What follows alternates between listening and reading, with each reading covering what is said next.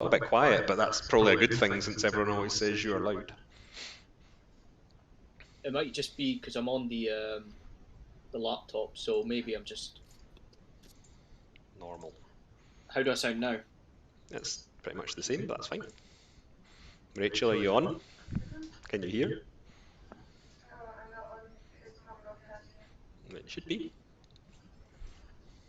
Why can I not see the screen like an Omega? What the fuck's that about? Can you hear me? Can I hear you? Yeah. Or are you asking Rachel? Aye, that's it. Rachel can hear both of us, that's fine. Right, okay. Oh, she's saying I'm very echoey though. Ah, there we go.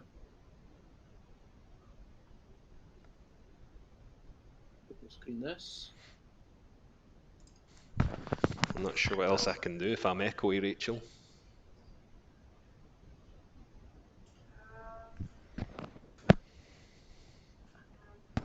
All I can do is move the microphone much closer to my face and turn my input capture down a little bit.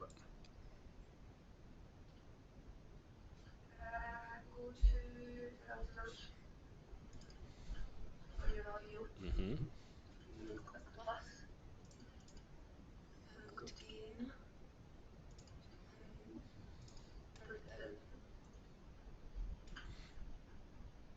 Okay, how's that?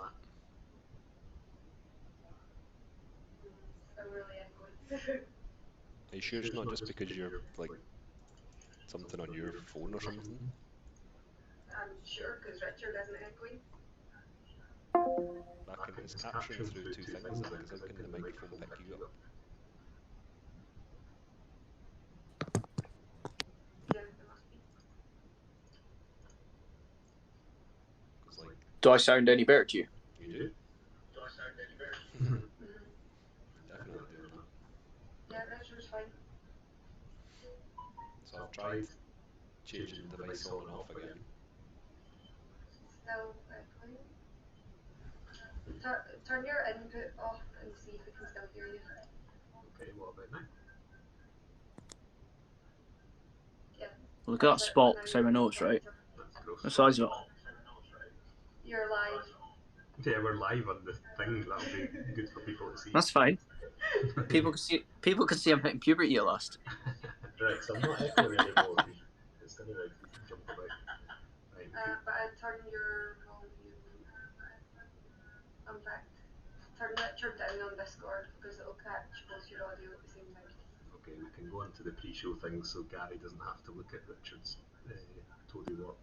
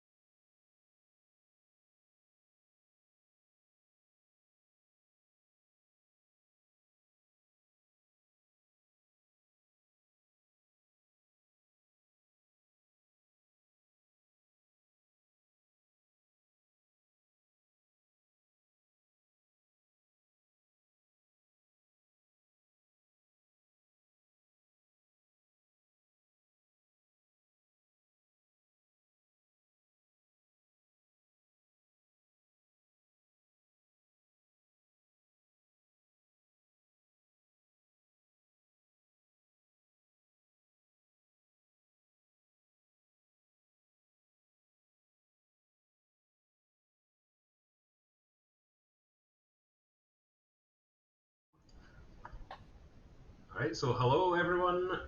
It's time for number 10. Who thought 10 months ago we'd still be doing these?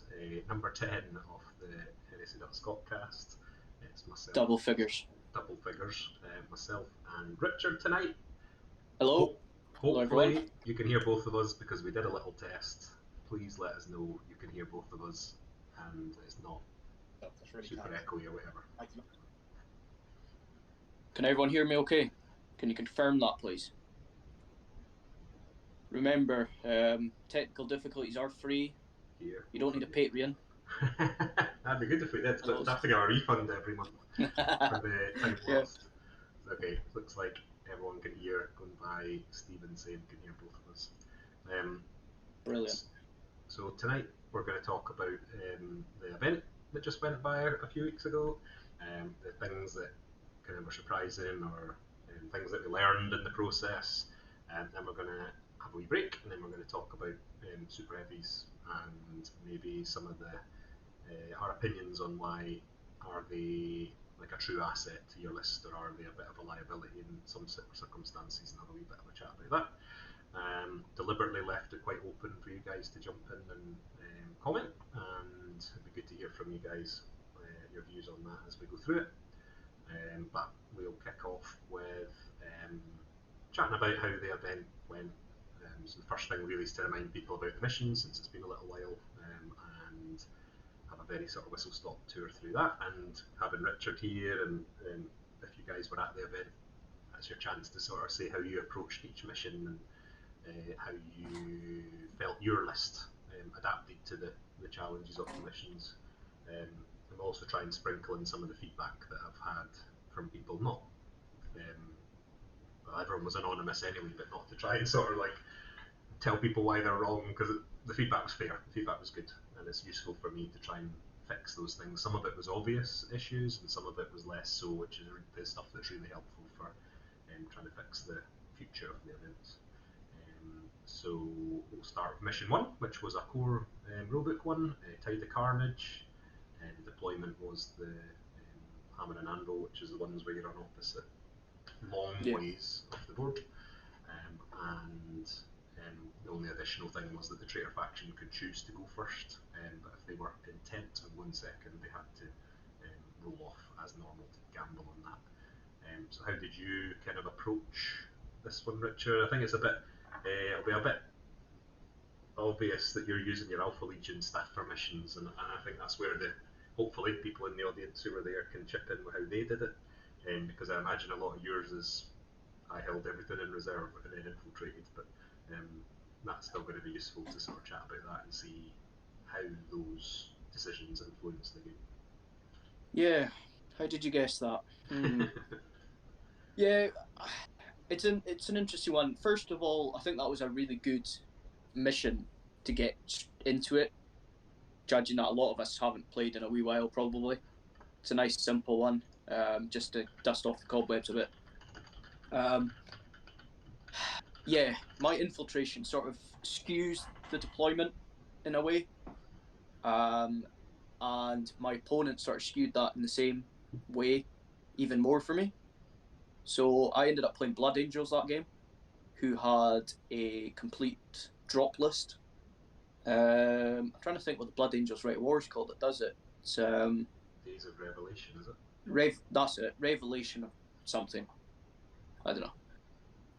So pretty much all my opponent deployed was a command rhino, and after that I had the whole board to infiltrate into.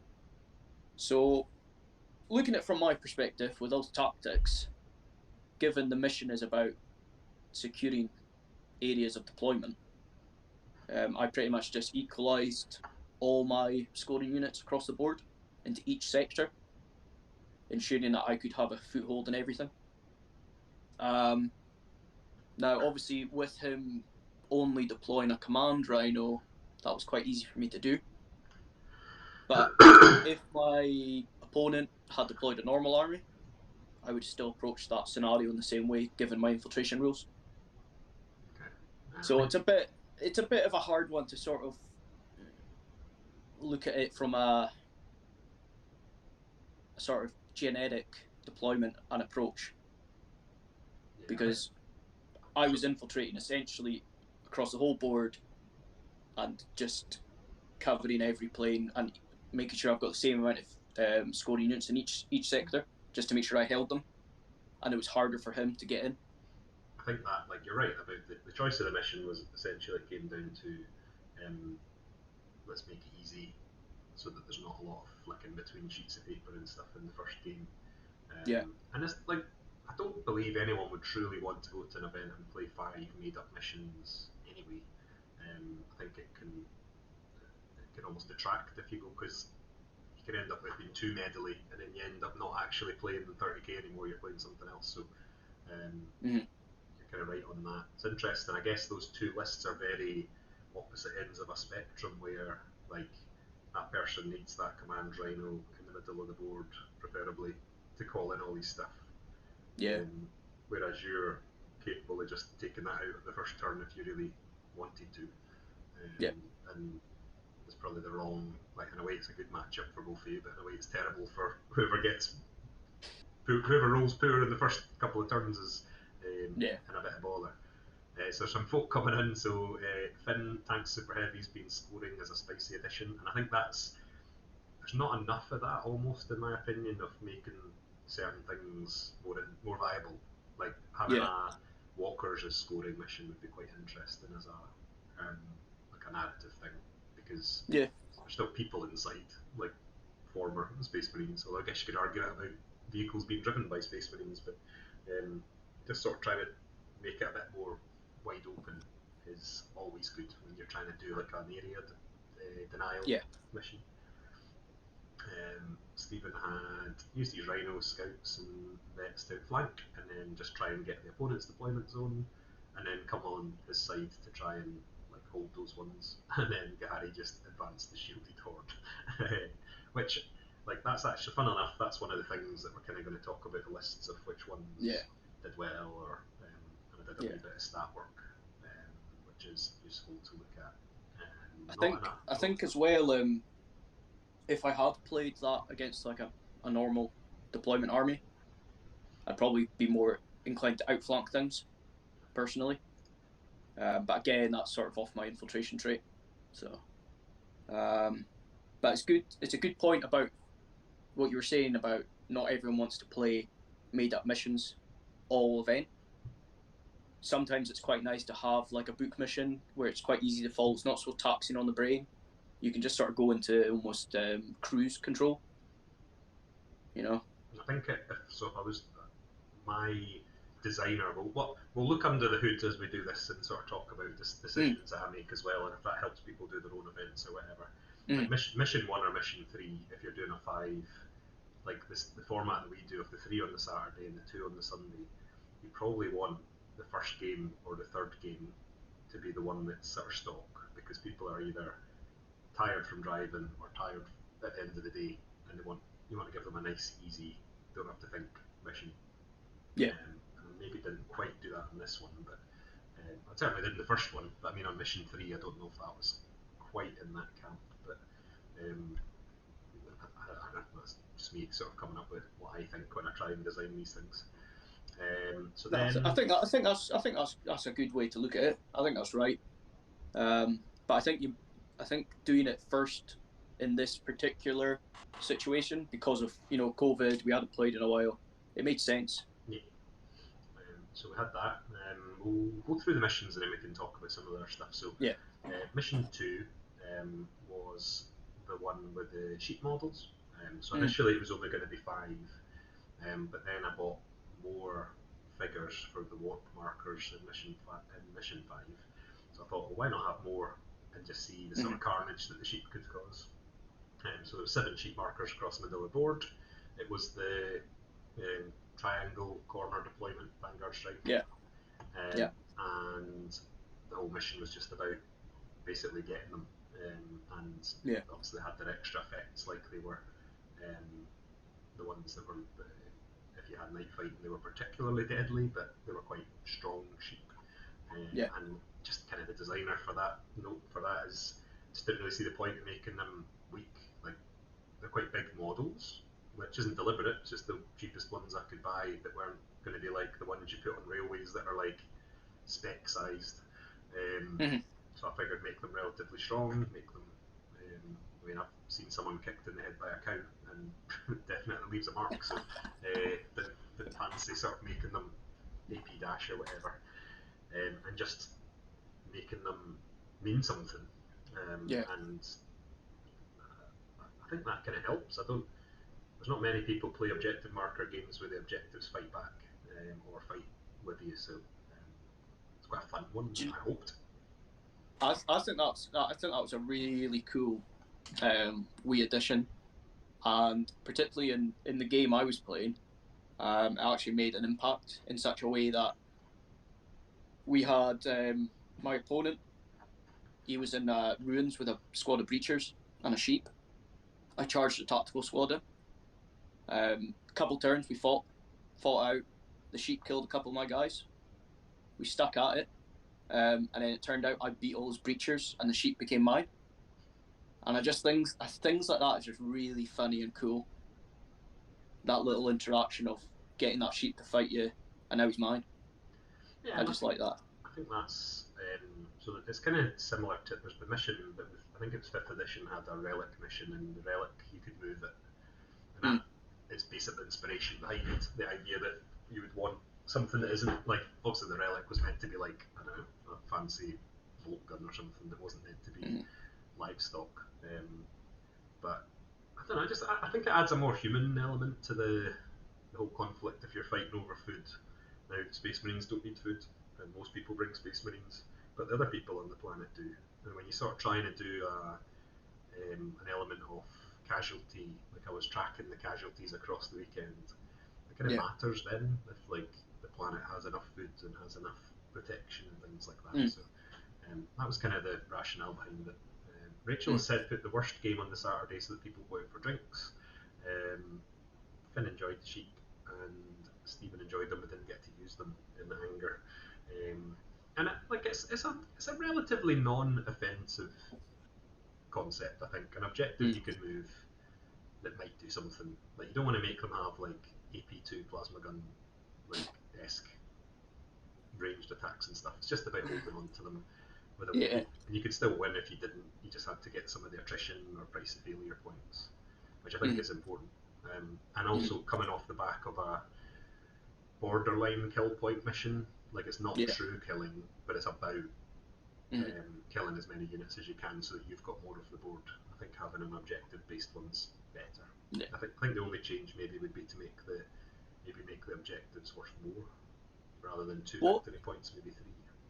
What was the general feedback on the sheep? Because for me personally, anything that adds an extra layer of depth into the game, which that did for me, I had to think about how I was using that sheep. Do I push it forward? Do I pull it back and keep it back? So what was the feedback generally on them? Was it positive? 26 people have given feedback, and if you're in the chat and didn't, then you can, because it's still open, the link's still floating about. But it's a mix actually, so I would say overall the feedback was very positive, and that's brilliant. Although I've said before, my old boss, when we used to ask at work whether someone liked our service, he would almost ignore the 5 out of 5 scores we would get, because he was like, well, you can't learn anything from that. People are just happy that they've had the license that they wanted has been granted. So he's looking for the 3s and the 4s to explain why it's not a 5 out of 5 service, so that we can aim for that. And that's kind of stuck in my head. So the majority of people have given very positive feedback, and there's a handful of people that have given a bit more sort of, not that they had a bad time, because everyone pretty much said they would come back, but some people didn't enjoy the stats of the sheep and felt they were too strong. And I can kind of see the logic of saying like a Space Marine, a 7 foot tall, heavily armoured monster of a human being should not be having trouble putting a sheep under an arm and walking off, should basically be having it kick them to death. But I personally, and this is very controversial, if you get like a hooter, controversial opinion hooter that we've both got lights next to our desks, we could like tap it on here and then controversial opinion. is I don't agree with those people's view. If they do return in future, they will be as strong as that, because I don't think that it's trivial. If you make it trivial and it doesn't matter, you'll not remember to use them. If you make them deadly, that time that a sheep kicks a Terminator to death because it was night fighting, you're going to be like, oof, I better watch what I'm doing with these. Yeah. And I think it adds something to the sort of narrative of the sector that there are livestock in the real land are so docile that generally you're not really under threat from them, although people do get killed by sheep and stuff. But the idea that these animals are in this Alban sector, they are not happy at their situation. Yeah. I just think it adds something to the narrative, personally. And do you know what? They have to be a certain power level as well to add that depth to the mission. Because if they're too weak, you're not going to really do anything with them. Yeah. So in my opinion, I agree with you. I think they're wrong. I think that's right. Plus, have you ever tried to wrestle an actual sheep? Especially when you've got a bolt gun in one hand. Yeah, it's hard work. So, hard work, mate. And it was sort of based on the last time we did a mission with the sheep. It was about killing them. Yeah. There was quite a lot of feedback on that were less keen, just purely on the basis that, some people placed them right at the back of the board so they couldn't be killed easily and it became a slog. Some people, they died really quickly in the game and it spoiled the game. So having them, I knew I'd get the feedback from people asking if they could kill them, and the answer was a default no. Right off the bat, I didn't want them to be killable because it was meant, the whole theme of the mission was whatever side gets the most is going to be safe. If the traitors got all the sheep, they'd have been saying, well, you should have signed up with us, we've got all the food, your planet's knackered now, you better tell the Emperor to beat it and join us, and vice versa. If the loyalists had kept them all, could have been like, you're not even touching us, we've kept our civilians happy and they're not willing to listen to what you've got to say. So there was a sort of a concept behind it, and I could, again, I can totally see that as a critique, and it's fair. I think it is a fair point, but you can't destroy objectives in normal games. You can't get to turn 5, realise you've lost, and just blow up all the objectives, because the game can't work. So it's much more of a designer's concept than a real life concept. I think that people have accepted when you play normal missions, the Red Book missions, that's not possible. I think maybe people didn't quite connect the dots in the same way when they were playing made up nonsense missions that I wrote. But that's okay. It's not. Again, it doesn't upset me to get feedback. I think it's something that's important. I would be. Those people should probably prepare themselves if they do come back that they'll be much of the same, because I'm probably not going to change that, and they can get refunds if they've bought a ticket already. And they're not happy with that. Yeah. You're always going to get it, though, aren't you? Really. I think a lot of people don't like coming to a game where they've got this perfect game plan laid out, and then coming up to something like that. Some people just don't like that. They like it to be very, nut and bolt, straightforward. But nah, it's not. I liked it. It was good. Hopefully, people did. So they just call them a flock. I don't know where that reference is from saying it's a flock. Maybe meaning one counter represented more than one animal, which is fair enough as well. Yeah, that's a good point. Yeah. We lost more men to sheep than opponent killed. There's 30k sheep and 40k they use groks as cattle, which are 7 foot tall lizards, so Stephen says. And Finn says give them rendings, then kick a Spartan to death. Not ruling out making them better. Certainly, they're more likely to get stronger than weaker, put it that way. I thought that mission looked alright. The feedback, again, it was decent. I think that's when there's a perception that people have sometimes where a game can be won or lost on deployment. Well, that's actually not really true, but won or lost on deployment, won or lost on objective, a flick of a dice where it looks like it's going to be a 6 and it tips over to a 3. That's all stuff that I think sticks in people's mind, and I wonder if it's easier to sort of say, no, the mission was bullshit, than, that roll I did at the end of turn 2 is actually what cost me the game. But it's fine, like I say. I sound like I'm upset about it. I'm totally not. I would rather get 40 bits of feedback that told me things to fix, so something to consider anyway for the next one. Then at the end of Saturday, we played Mission 3, which was Clash of the Lines, so the long ways, but the triangle design, deployment zone. Yeah. And then it was about having the main objective in the middle of the board, which was going to have a recurring thing for the rest of the weekend. This one was quite simple in that there was only that main objective, although in this one you could blow up. That was one of the extra effects that I wanted to have added in that, because I noticed that quite a few people were bringing large blasty stuff that was quite high strength. I had a tweak of the template thing to make it slightly better than it was in the initial draft. Just to try and make it so that if you had a heavy infantry army, you could run forward, get round the objective, and then that person can run the gauntlet of trying to blast you, or they can just send them in and then clear you out. So it was a quite simple one. It wasn't really anything particularly crazy in that. That one I thought was pretty. I feel bad for Lee, because he was playing me that mission, and I knew he had the Thunderhawk with the big cannon. So I just pretty much infiltrated nearly everything round the Jenny. So he could only shoot stuff at the sides. Should have taken the gamble. But to be fair, though, he won that game in the end, I think. No, I won in the end, but it was like by 3 points or 1 point, because I was bubbling it and he only had a javelin left, and he had to get within 6 inches or something to deny it. And I was looking at the board and I was like, nah, there's no way he's going to make that. I didn't even check anything. And then on his turn, he just moved it and he was like, yes, in. It was brilliant. I was like, that's my laziness.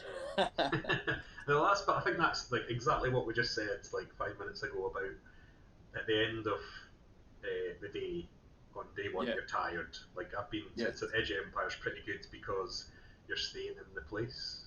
And they have dinner there, and they have like, well, the times I've been, they haven't done anything in the evening particularly. Like they just leave you to your own devices, but you're all in a clique, and that's quite good. Like if you knew you didn't have to go and get dinner, and you knew you didn't have to then potentially go home, like that doesn't matter what the third game is, you can enjoy it. So having that sort of like fatigue sets in at the end of day 3, I think that is where an event organizer has to think about it a little bit. So that people don't feel bad. Do you know, we always say you remember those moments. Do you know what? Like those little moments where you might have just won by 1 point, or you gave something away, or where it wasn't a big stomping. And that's going to be one of those games I always remember, because that was funny as fuck, in my opinion. Because he brought it. Is he on the chat? I see. Yes, he said it was 2-1 Milan 7-1, and he called you a great opponent, which is rare for you. Lee, you're getting a Christmas card. You're getting a Christmas card from me this year. Christmas kiss under the mistletoe. Wait a minute. Missile told you mean. I'm just checking. I won't tell you. I'm just seeing if he voted for you for the best sport. I won't tell you if he did or not. But no, that's cool to know. So it went from a 7-1 to a 2-1. Yeah, so which was, that's something I'll always remember. That's one of those games because of that.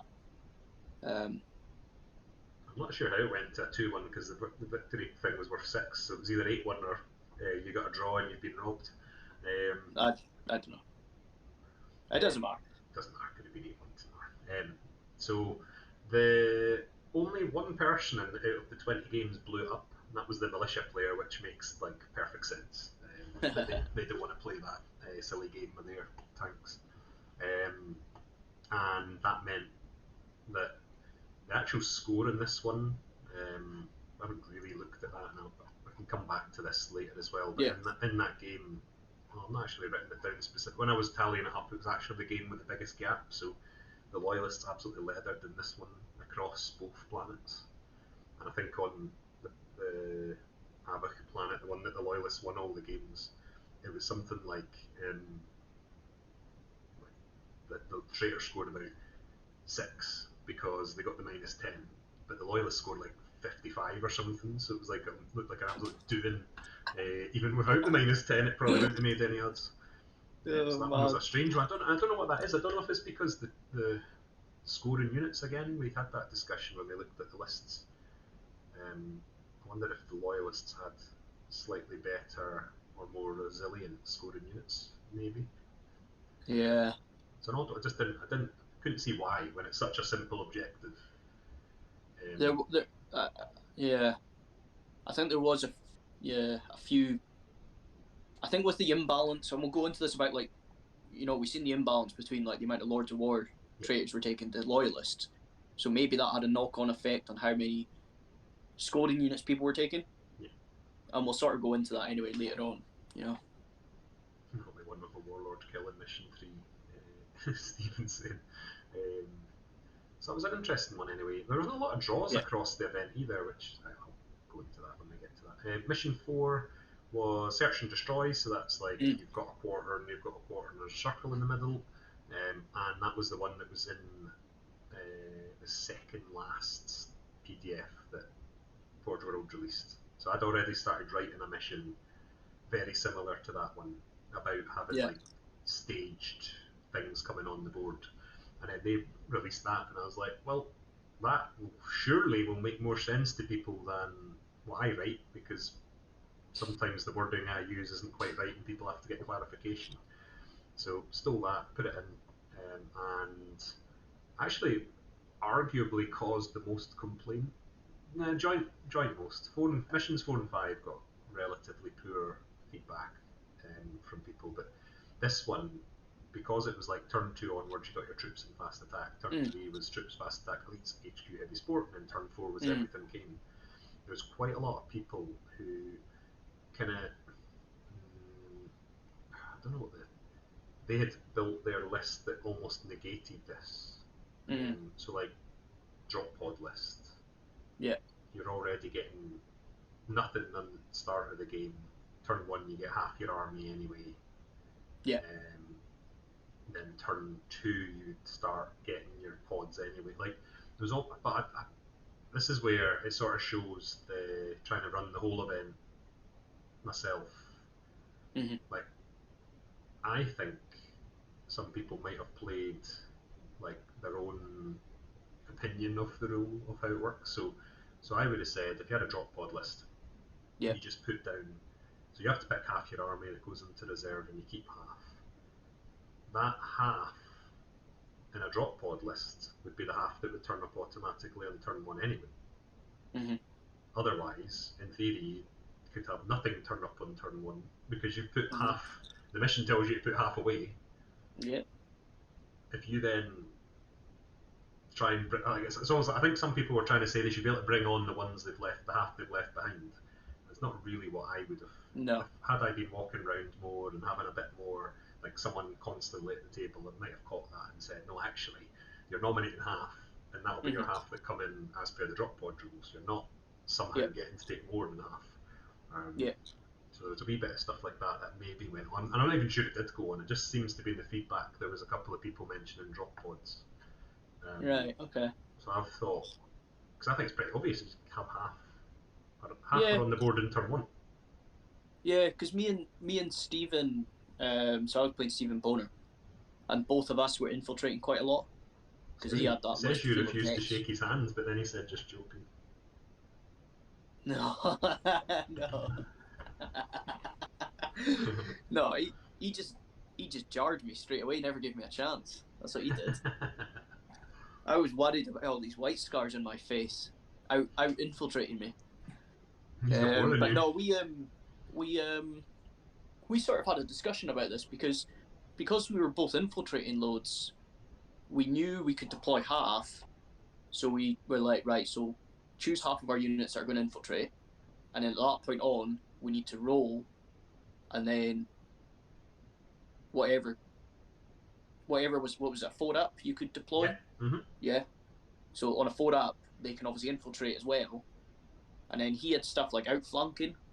So I said to him, well, you've got to outflank them, so they would take up part of your like 50%, which would not be on the board in a way. I think I'm wording that right. Yeah, I think there was something about outflanking, and he had stuff in reserves. So we sort of used it to his advantage of keeping them out.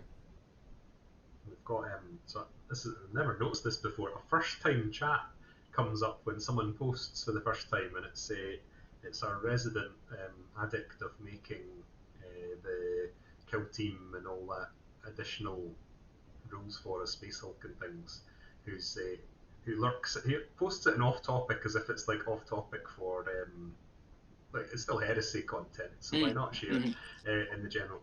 But it's this thing comes up first time chat. It's obviously wanting to draw attention to you.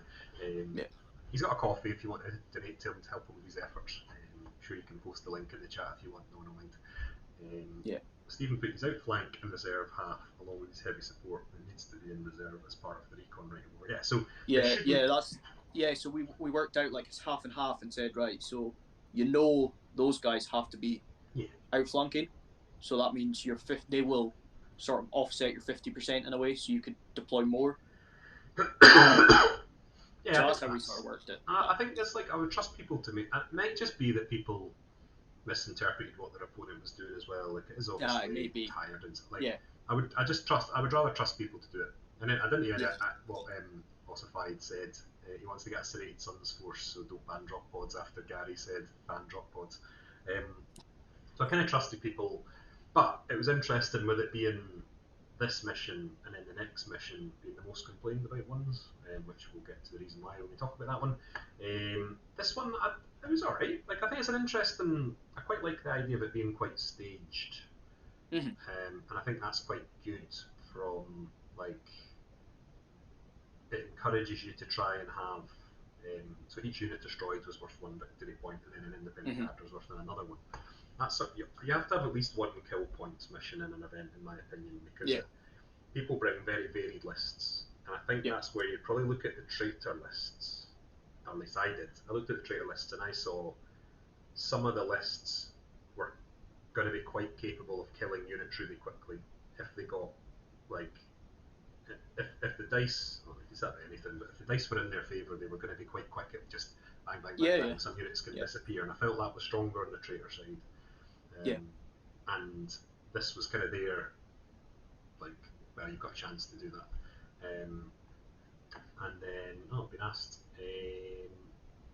do tournament organisers use a framework or checklist to clarify special rules?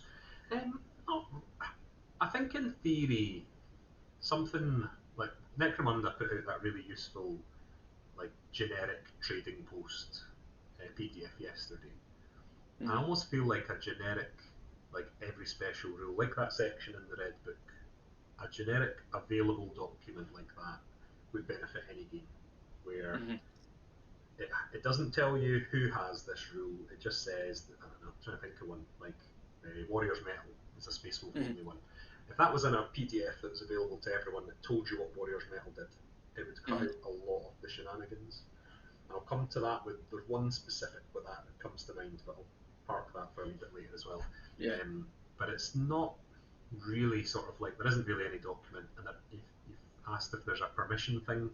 So the mission document has most of what you need, unless it's like, so everyone knows attrition, or everyone knows first blood, or slay the warlord, and things like that, or can look it up in the rule book, which has that in it. If it was something I made up, of course I'd have to put that in the document, but generally people are quite aware in 30k of the secondary objectives. Although Price of Failure is very badly worded in the rules, I found. It's never quite clear, and sometimes it's kind of, I think a Primarch's worth 1 in some cases, and a tank's worth 2, and you're kind of like, surely a Primarch's worth like 10, and a tank's worth 1, because there's always more tanks in the sea, but that wouldn't be very balanced. So there's additional mission 4 thing of having, if you had the generator at the end of game 3, you could have night fighting all game long, but once you flick the switch, they were on. I didn't want to have someone be like, turn 2, turn 3, I'll have it night fighting, turn 4, 5, it would be, in case there was some sort of nonsense at play. Just think it's easier to remember as well. Definitely. Not really. One person on the day mentioned that it had, because obviously they're playing a Night Lords player, and had a big impact on their game, but not that many people really seemed that bothered by that, which I kind of expected that, throwing in something like that to be something that caused people issues, because night fighting's pretty good if you like from a Solar Auxilia point of view, I can get a 2-up cover save on turn 1 if that was my game, and that's including like tanks. So it's pretty strong if you have it on the right list. But didn't really get much feedback on it. Although Twins just said they forgot about it, so maybe maybe people just forgot to use it. Yeah. Well, I didn't have to use it. I didn't get my generator. Maybe that's what the problem was. Yeah, so maybe people just didn't get the generator to do it. So then we went to mission 5, which you love, I love. Yeah, I love this mission. This is a stock black book. Well, say stock. It's a black book Forge World written mission from book 1. It's one of the ones for the campaign when Angron goes down to the planet on Ispan 3. This caused the most overall probably issue with the weekend. The Dawn of War deployment surely went down well, because I think going forward we're going to have to try and do more short length across the board if we're using common ground games, because that was one of the sort of pieces of feedback, was that people didn't really like having to lean over the corner of the and I think that's fair. So that's not so bad. Yeah. But this one was basically just put down some objective markers, and then you fight over them, and there's, in the actual Black Book mission, it's fire, like fire's raining from the skies, and it's burning like on the planet. This was obviously, didn't fancy going out and buying 200 odd fire markers when I had, at the time, had 120 odd sheep, and I was like, well, I could just buy another 80 sheep. Job's a good job, don't have to worry about it. So it's pretty much bog standard. I think in the actual Firetide mission, it's variable mission length, and you use Firetide markers all game. So I don't think there isn't, like, the reason it only did turns 1 to 5 in this one is because you didn't want to buy 300 sheet markers. Because eventually it's not going to work. And they were pretty weak-ish. Like Strength 5's pretty good, but AP Dash, they hit rear armor of vehicles, which is good. But then, because it's constantly spamming them, it's pretty good as well. And then if it goes into terrain, this was the bit that I think Firetide is really,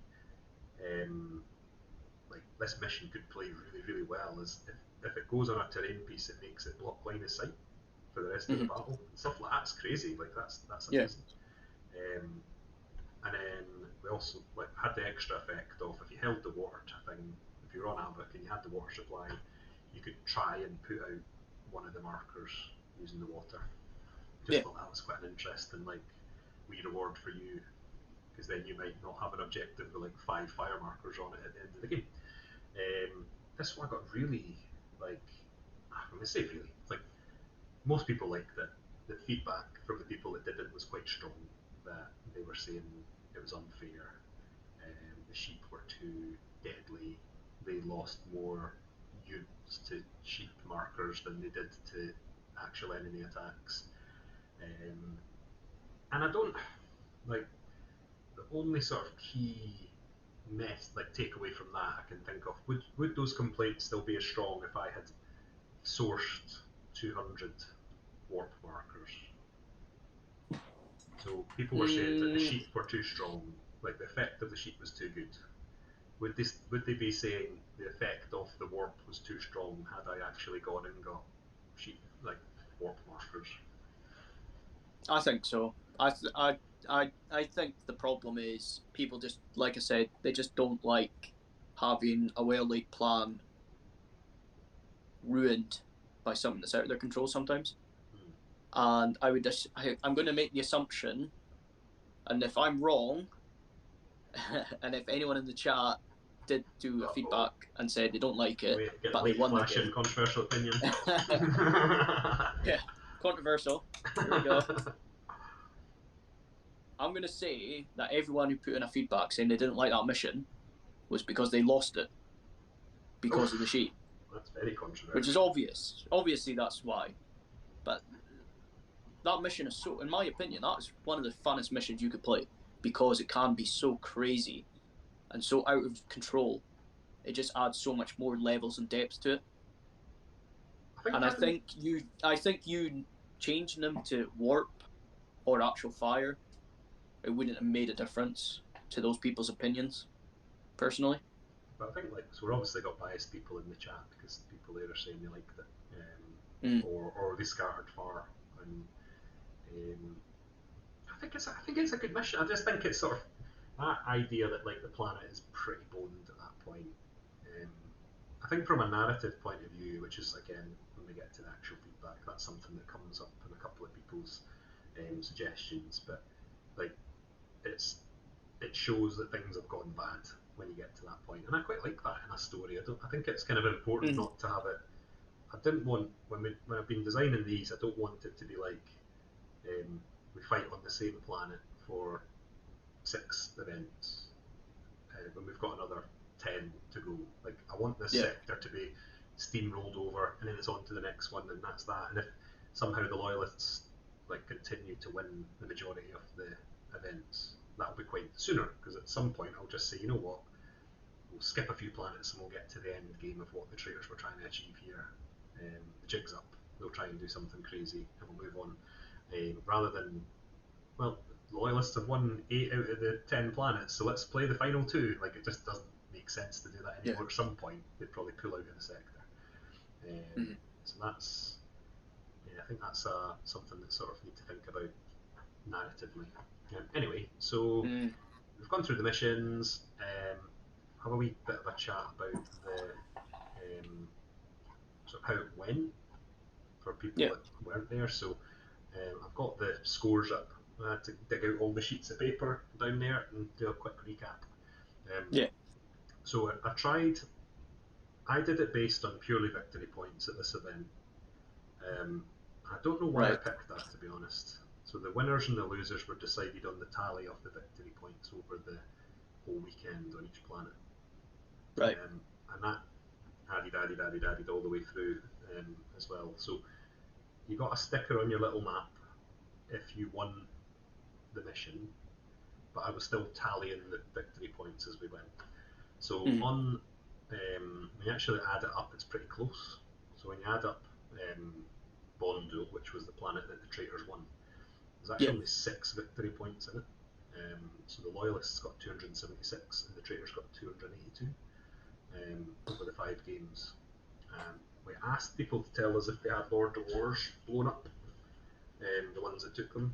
And that was, not everyone did, I get the impression, looking at the actual score thing, but 12 Lords of War were blown up over 5 games. So what's that? 5 times? Hold on. 10 times. So is that 50 games? That can't be right, because I made up a quarter of them. Because Alfarius died 3 games of mine, because I just chucked him away. So some people didn't probably give them up, which is fine. It's not the end of the world. I mean, it's an extra thing. It's just a narrative thing. And I'm pretty sure you did give me all of the Alfarius ones, so it's not just you. Or did he in the chat, or did he die? So it's pretty close, and that's something that didn't come out at the end of the day, because what I used that for was more the narrative-y, like how many people died and stuff like that, stuff that I did. But I was also interested in seeing how, if you did like a purely head-to-head score, what impact that would have had. And if you do head-to-head, and the Loyalists actually won Bondul by 2 games, it was 24 wins for the Loyalists to 22, and there was 4 draws. So not many draws, but that it's given a bit of food for thought on, like, if one person won 100-0 something, that could have such a massive impact on the overall planet that it's irrelevant if 5 people won 1-0. If you're purely doing victory points. So there's a bit of a thinking point there. My solution would probably be to keep head-to-heads to decide the stickers of who won the mission on the planet, but the victory points would decide the other stuff, like from a narrative point of view. So like the narrative really was that the traitors have left Bondul in such a state that my Solar Auxilia's got kind of internal fighting now, and they don't know which direction they're going to go, and that's up to me to explore that in my own narrative rather than trying to make a 40-person event all about me. But when you look at how close that was, it's kind of like it makes sense to have it like that, where it's like they don't. Some of them wanted to go with Horus, some of them wanted to stay with Emperor, and there's a big confusion now. Yeah, in my opinion, I think doing it based on VP over everyone makes sense for such a large narrative, rather than splitting it by winning it based on how many games are lost or won. Because like you can see there, 276 loyalist wins, yeah, for VP. That's VP, yeah. Traitors 282. There's only 6 points there, and we're always banging on about in these narrative events how every victory point counts. And when you go down to that granular point of individual victory points, it really can mean your game is win or lose. It means everything. Yeah. Rather than just going on the base of losing and drawing, and losing, drawing, and winning a mission as a singular, if that makes sense. Yeah, and I think it adds more to the stuff. Like it feeds in much more into that idea. Like we've had discussions on circumstances where people have given up on their game, and it's because they've given away too many victory points, and it's turn 3, and they just say, you know what, I don't want to play anymore. And I wouldn't want to make someone play a game because I think that's really unfair.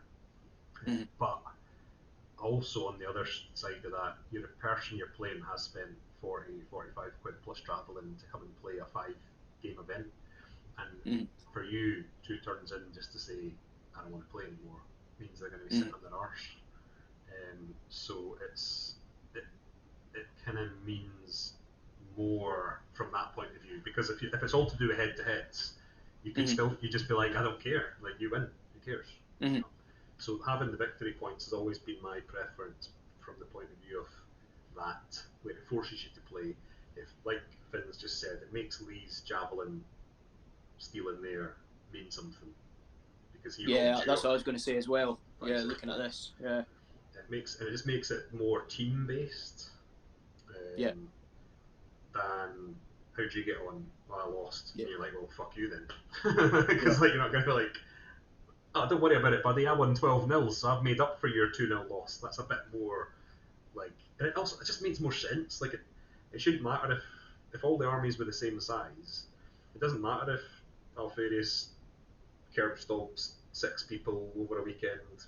Like it's meant to be what the whole collective traitor faction or loyalist faction are doing. So I think that. There you go. Yeah, no. All I was going to say is there's definitely like a what's the word I'm looking for? There's definitely like a group feeling there. What you're saying about how it's more of like a group effort of a team. Like at that event that just gone, I can't mind. It's the twins, Lewis and Elliot, who one of them had Alpha Legion on the traitor side. I can't mind which one. Let's just say Elliot until we're corrected. Yeah. But like he came up to me after a couple of his games. He says, "Oh, how did you do?" And I says, "Oh yeah, I won." And he goes, "Oh, that's good then. I lost, so you can make up for me." Yeah. And we had a bit of banter about it, and that's what you want at these events. So. I think the next list has been corrected, so 50-50 was wrong. Yeah, I think that it does make a difference. I think especially if it was something like Edge Empire guys, where you're spending the night like not trapped together, but you are unlikely to go somewhere else. It does make a difference when you're having that sort of the wee gap after a game, which I do admit this one really showed that the games were very sort of running into each other and there wasn't a lot of time for that chat. And I don't know how to fix that because the days can't get longer. Yeah. Because I think they're already at sort of as long as they can be. So how do we try and, other than like a chess timer, there's not really a way of making sure there's enough of a gap between the games. A player loses a game, but they disrupt the unit or terrain piece, which affects another player's starting position or capacity. So there is sort of, you've not been to one of our events, but there is what we tried to do. Not that many people took this up actually. When a super heavy's blown up, I put a crater down on the board, because I think it's quite a cool, like over a weekend you start to see the craters piling up.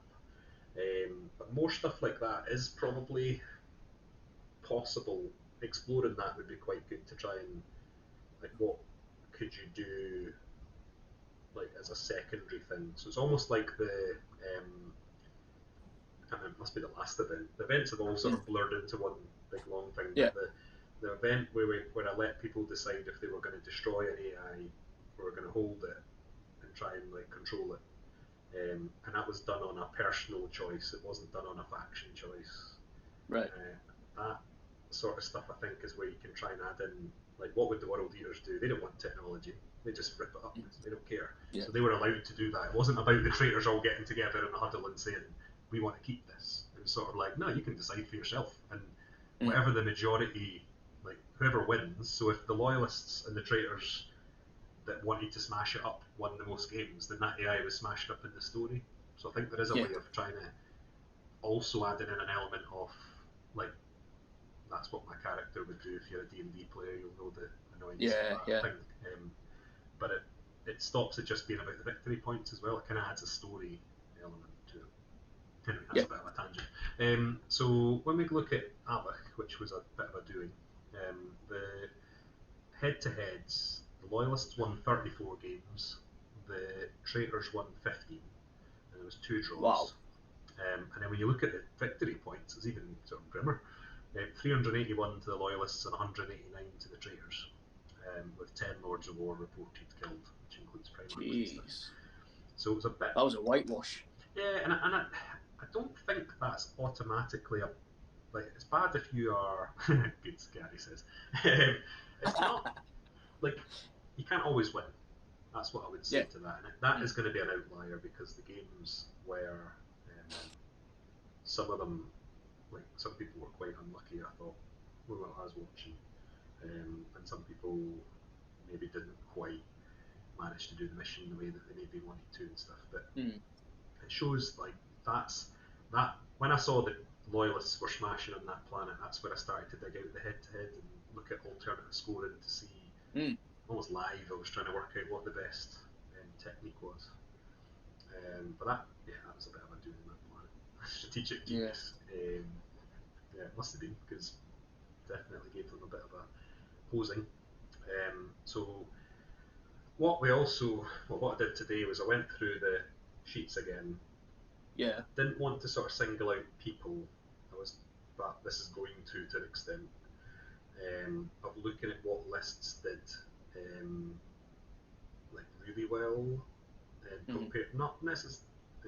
Initially on the notes you look for ones that are surprisingly good, but it's more just what lists from each side did particularly, like, looked like they were punching above their weight. So on the sorry, just before we go on to this, sorry.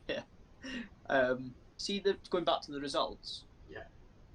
See the planets. How did you, when you did the groupings? Were they grouped on armies that you thought were of a sort of certain power level, if that makes sense? So the first five armies were top list to 5. So it was a bit of a cock-up when what I posted in the Discord wasn't what was actually written on the sheet, which caused a bit of a mess. Right. But it was... it doesn't matter, I'll just say. I'm not going to... Like, people might be able to work something out from this, so it doesn't really matter. On... one of the planets, I'll do that way. One of the planets had the 10, the 5 weakest lists and the 5 strongest lists per faction. So the 10 players that I deem, like, from each side, 5 players from each side. It's the easiest way to do it is to say the 5 traitors and the 5 loyalists that I thought were the weakest lists and the strongest lists were on one planet. And then the other planet had the middle. Alright, okay. I was just wondering if it was any indication on how one planet was like a whitewash and the other planet was quite level. No. That's not. You know, I'll just tell you, it doesn't matter. I'm pretty sure I could be wrong, so it doesn't really matter. I'm like Alfarius level. I'm pretty sure Avach was the planet on the right, from where I was sitting. What one was that? Mm. Yeah, that must be Albert, because you were playing on the right. Yeah, it was. Because I was at the bottom end of the hall. So I think And I was on Bondo. I think the Aavak planet was the weakest and the strongest, in my opinion, lists. Right. And then Bondo was the middle. So middle looks like it's actually quite accurate there, because the middle should have been equal power level at that level. Whereas Aavak obviously either suggests that I don't know what I'm talking about, or there was just a bit of swinginess there. Just to make it clear to people, so when you say you had the weakest and the strongest lists in that planet, you weren't pitting the strongest against the weakest. It was obviously weakest against weakest. Yes. Just in case anyone thinks that. That's what I should have done. That would have been amazing. No, you were paired fairly, in my opinion. You were paired fairly. Yeah. A very loose system that doesn't really have any bearing, that I wouldn't be able to write down and apply rules. So it wouldn't. Essentially, it is going very through a list and just being 1 point for this, 1 point for this, 1 point for this, and then just ranking everyone. So there's not. I've had some of the feedbacks that suggested it wasn't a fair balance, and that's fine. I can't balance it. Games Workshop can't balance a game to save themselves. So what hope have I got of someone just sitting with a list and a pen and paper? It's not something I feel particularly badly about, because I don't want to enter into the tournament thing where you get a random draw, and then from that I have to gather all the people that won together and all the people that lost together and make a really complicated seeding system. I just don't think it's that useful. It's a narrative event, so if I can get you roughly an equal game, in my opinion, that should be good enough. And here's an even bigger spoiler: your fifth game is nearly always meant to be your best match, which is why generally, although it did happen at this event, generally I try and discourage people from doing grudge matches and stuff in their final game, because that should be your closest match and your most even rank level game. But I've lifted the hood there to let people see a little bit under there, and you can moan at me if you didn't think your matches were particularly fair, because I don't mind. Again, it's that feedback thing. Some people didn't think their pairings were good, and it was quite difficult when I did all this. All the mech players were in the same band almost. I think either all were or nearly all were, and that's where I should have been a bit smarter about it. I think, because that's boring to play, because you're just playing mech v mech, and that's where I think that's probably the biggest critique that I'll take on board, is to try and have a look at the. It's fine to do that to start with, but then maybe think about the actual player's experience as well, because sliding one person up one rung and one person down it's not going to make enough of a difference to the balance to lose sleep over it. I should have maybe done that, but that's fine. Okay. So looking at the Bondo planet, right. The sort of surprise, it's Pete's list, Pete Reese's list, because it's the White Scars sort of non-traditional, where he tried to take Terminators and things like that you don't normally see. That listed quite well in some of its games, which is quite interesting. That not taking Skilled Rider, which is such a great rule if you can afford to buy all the jet bikes. It didn't actually impact him that badly. I think he's quite good at the game, which might suggest a bit more about his ability to use that army. I don't want to spend time bigging up people and patting them on the back. It's just if I'd said White Scar's non-traditional list, it's obvious who it was, because we only had 3 of them. Yeah. So there was them. The Dark Angels did really well, which I think was 1 player from memory.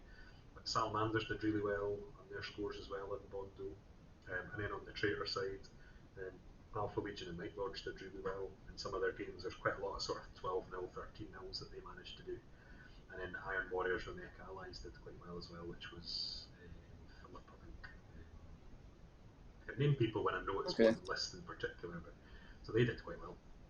And then in Avach, Gary's Iron Hand infantry list did really well. I just think. Don't say that. His head's already big enough. Yeah, he'll be getting nasty enough. Then the Imperial Fist tank list did well.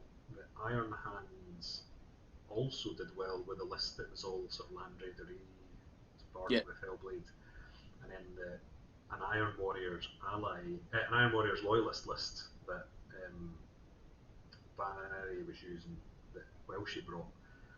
That's actually a really inoffensive list when you look at it, but there was 2 games where it just absolutely leathered the person they were playing. And I don't know why, it just seemed to have done really well. So that's interesting. On the Traitor side, the Mechanicum did really well in some games, and then the Night Lords again. So it's interesting, Night Lords across both planets were quite strong scoring. But it might be down to people having more of them, because Night Lords, White Scars, Mech, and obviously there's 2 Iron Hands lists there as well. They're going to show up. They're more likely to show up the more armies that are there, because all I did was look for who did like a 14 0, a 15 0. Right, okay. So it wasn't it's not a true reflection on it. It's just lists that I was kind of looking at. Oof, that person's done it again. So that everyone I said there probably won at least 2 of their games by quite a big margin. Gary makes no apologies for grav cannons, which I'm not asking you for. But most people there said so.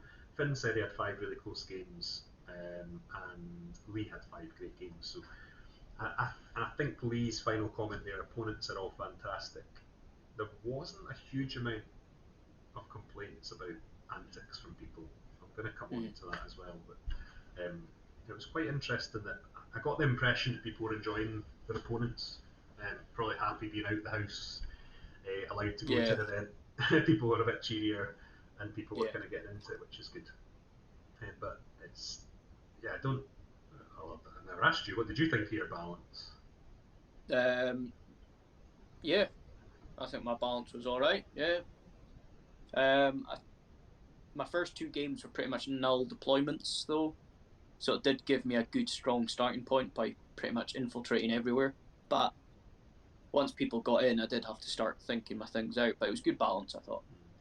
And I had 5 great opponents as well. I didn't say to Lee when he said I was a great opponent, but I feel the same way as him. 5 great opponents. Lee was great as well.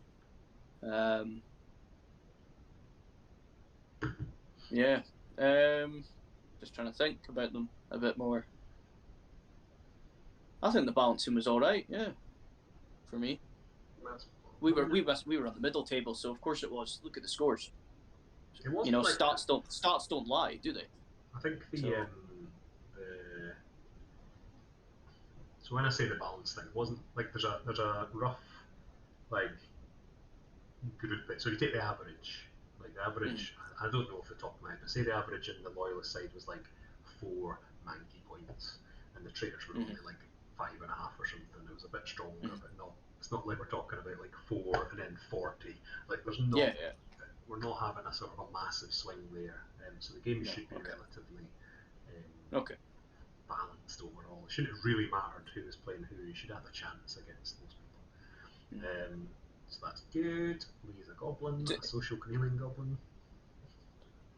Do you know what? Just looking at those armies you've picked out, do you know what's really cool to see is those obscure lists in there? Like the White Scars, non-traditional, the Armoured Breakthrough with the Imperial Fists. What's the Land Raider one called? Armoured Assault? There's Armoured Breakthrough and Armoured Spearhead. Armoured Spearhead or something. And obviously Gary's just all guys on foot, really. Yeah. A bit obscure. They did well. It's nice to show that you can sort of play this game with the stuff you don't always have to take, like the Leviathan drop pod or the Spartan bomb. Cool. So Stevens asked what his list scored. Honestly, the majority of people scored roughly the same. The median, so the average, the median, people would have got. I think the loyalists ended up with most people, 4 or 5 people had the same score. So it was very centred. which is good. Mm. And Richard could have lost more, some sneaky plays. I don't know, I wandered round, didn't see anything shenanigan-y. So we asked for people to come up with the stories of what happened, and this is probably something I'd like to find a better way. And I think it is this rushing between the games doesn't help, but how do you make sure those stories are recorded? So the ones that stood out, there was a militia commander, I think this was Lewis's militia commander, who killed like the remnants of a squad he was fighting in close combat and then just ran away because he was going to lose. And he was like, I'll just keep this guy alive so I don't get tabled. And it's those are the stories I want to hear about. I don't want to hear about like Lehman Russ killed 40 Terminators. Well, that's impressive, but it's expected. Like I want to hear about the time that like one of them there was someone who had a Lernian Terminator that prevented them drawing the game, and it was just like he just weathered everything, and he was one dude that just refused to die, and he was standing next to the objective. Magnus died to a tactical squad. They just cut him down. Sanguinius died on turn 1 in one game. I don't think it was a mishap. I think it was genuinely someone just unloaded on him and killed him. Really? Which is funny. On Avok, Ursarax killed a Thanatar, like just charged and managed to do enough damage to kill it in one round, I think. And a Death Guard Apothecary killed 8 Valax, which I think is, well, first off, it would be the most probably points per Apothecary ever in the history of the game. But it must have been, because it was a 9-man unit that the person had, it must have killed one. Like the squad that he was in, maybe they all died. I just can't work out how he did it. Like he says it was just him that swept them. So I don't know if he just charged in and did one wound and took none in return and then killed them all. It's happened to me. It is impressive. Yeah. Scoria, this was Chrissy's game. I actually watched that because it was really close to where I was sitting. And Scoria has like his Cybernetica powers. And he's like it's built in such a way it's nearly impossible to fail. He failed on the double 6, I think, that he needed to fail. Then he rolled the bad result, and it meant like Scoria's bodyguard unit of 3 Castellax become neutral and just attack the nearest target for the rest of the game, which was Scoria because he was standing next to them. So they charged him, and he had to like one by one try and kill them all. It just went on, and it was like such unlucky for Chris because he was looking good at that point against Jack's Iron Hands, because you think like Castellax would probably do alright against a Land Raider list because they can risk charging it because they're going to be punching it. But just completely gutted his ploy. And he was so close to getting a result as well, like at least a draw, and just couldn't get to the objective in the end. But that sort of like unluckiness is also worthy of the lore of the planet. Militia got the -10 for blowing up the objective, and Sevatar killed himself using psychic powers because he rolled the worst result that just killed you. So that was good. Quinza, I think this was Pete's Quinza, got thunder blitzed and died. And he's a bit of a beast, so like losing him is pretty bad for his army list. And then it was yours. Oh, sorry, Finn robbing you of that memory of getting thunder blitzed. Oh yeah, was it the whole squad? Like he squad with him as well. Command squad. And then Sevatar in the final game killed Valdor, I think, in close combat, which is he redeemed himself. Nice. Which is good. And that's like, I guess it's less so for special cut. I think I need to find a way of making it about the pleb, like the Death Guard Apothecary, the Lernian. Like those are the things you're like, what? Did that actually happen? So how do we best capture that? You know, I'm really lazy at that, because like, Lee's Javelin should be in there. Yeah. Just snatching that generator last minute, just like the A-team flying in just to save the day at the end. Fucking B.A. Baracus or whatever his name is. That is his name. Yes, I don't know how to do it. I think it's. I was toying with trying to get away of putting the like the results are done online. Like you can go on a website and you can type your victory point, your opponent's victory point, your name, and you just hit submit. Like a really simple website, which would give you the chance to type in a little like my javelin stole the objective on the last turn. Yeah. Because that'd be faster, maybe, if you're just sitting, when you're packing up your models and stuff, you just do that. I can't think of a better way involving writing it down, but I need to have a think about it. But those are quite fun stories. But people, I don't know, someone in the chat has an idea that would be quite good to think about. And do they need to be submitted on the day? So no, I think so. This one, I think this one, narrative-wise, is the weakest we've done. And it kind of merits another story, like another write-up story, where like an interlude between this one and the next one that sort of talks about what happened. So I guess getting them after isn't the worst, but there's a lot of this stuff that you just don't really like. You're not going to remember it, or like the further away from the event you get, the less likely you are to submit it almost. So I don't know. Yeah, but if it was that good worth mentioning, you would remember it, in my opinion. So you really think about it and see what the best. I'm just wondering, because between games, you know, if games are tight with time between them, maybe what puts people off from doing it is just the rush of getting models between games and all that. So maybe having the option to do it after the event to get those bits added into like a wee story or something, or a wee narrative between events would be good. So maybe in the feedback form, because some people did try and put it in their feedback form. Maybe I just need to add a box for that specifically to capture it. And then obviously they have the awards. So Pete's White Scars got the best painted army. James Wright's Valdor got the best painted warlord. But I think the sort of key thing from that was really impressive is we had 11 different people got votes for the best army and 10 different people got votes for the best warlord. So it wasn't like a whitewash. It was very like spread, which I think is brilliant. That's what I want to see. Like the standard is very high. Yes, some people didn't finish their painting on time or were aware themselves that they had not completed the model to the standard that they would usually do. But that spread of having that many different people vote for awards is very, very impressive. The same with sportsmanship. So 11 different people got voted on the traitor side for the best sport, which ended in a 3-way tie with 3 votes for those people. And then 13 different loyalists got votes, which was a 6-way tie with 2 votes per person. Which causes a bit of an issue for all the discounts next time, but that's part of it. I must have got 2 votes for sportsmanship, one from Lee and one from Stephen. I can check. Let's just see. Come on, boys, own up. I'll keep that to myself.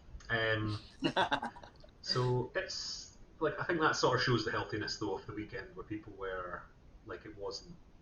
I'm sure there's been one event where one person got like 4.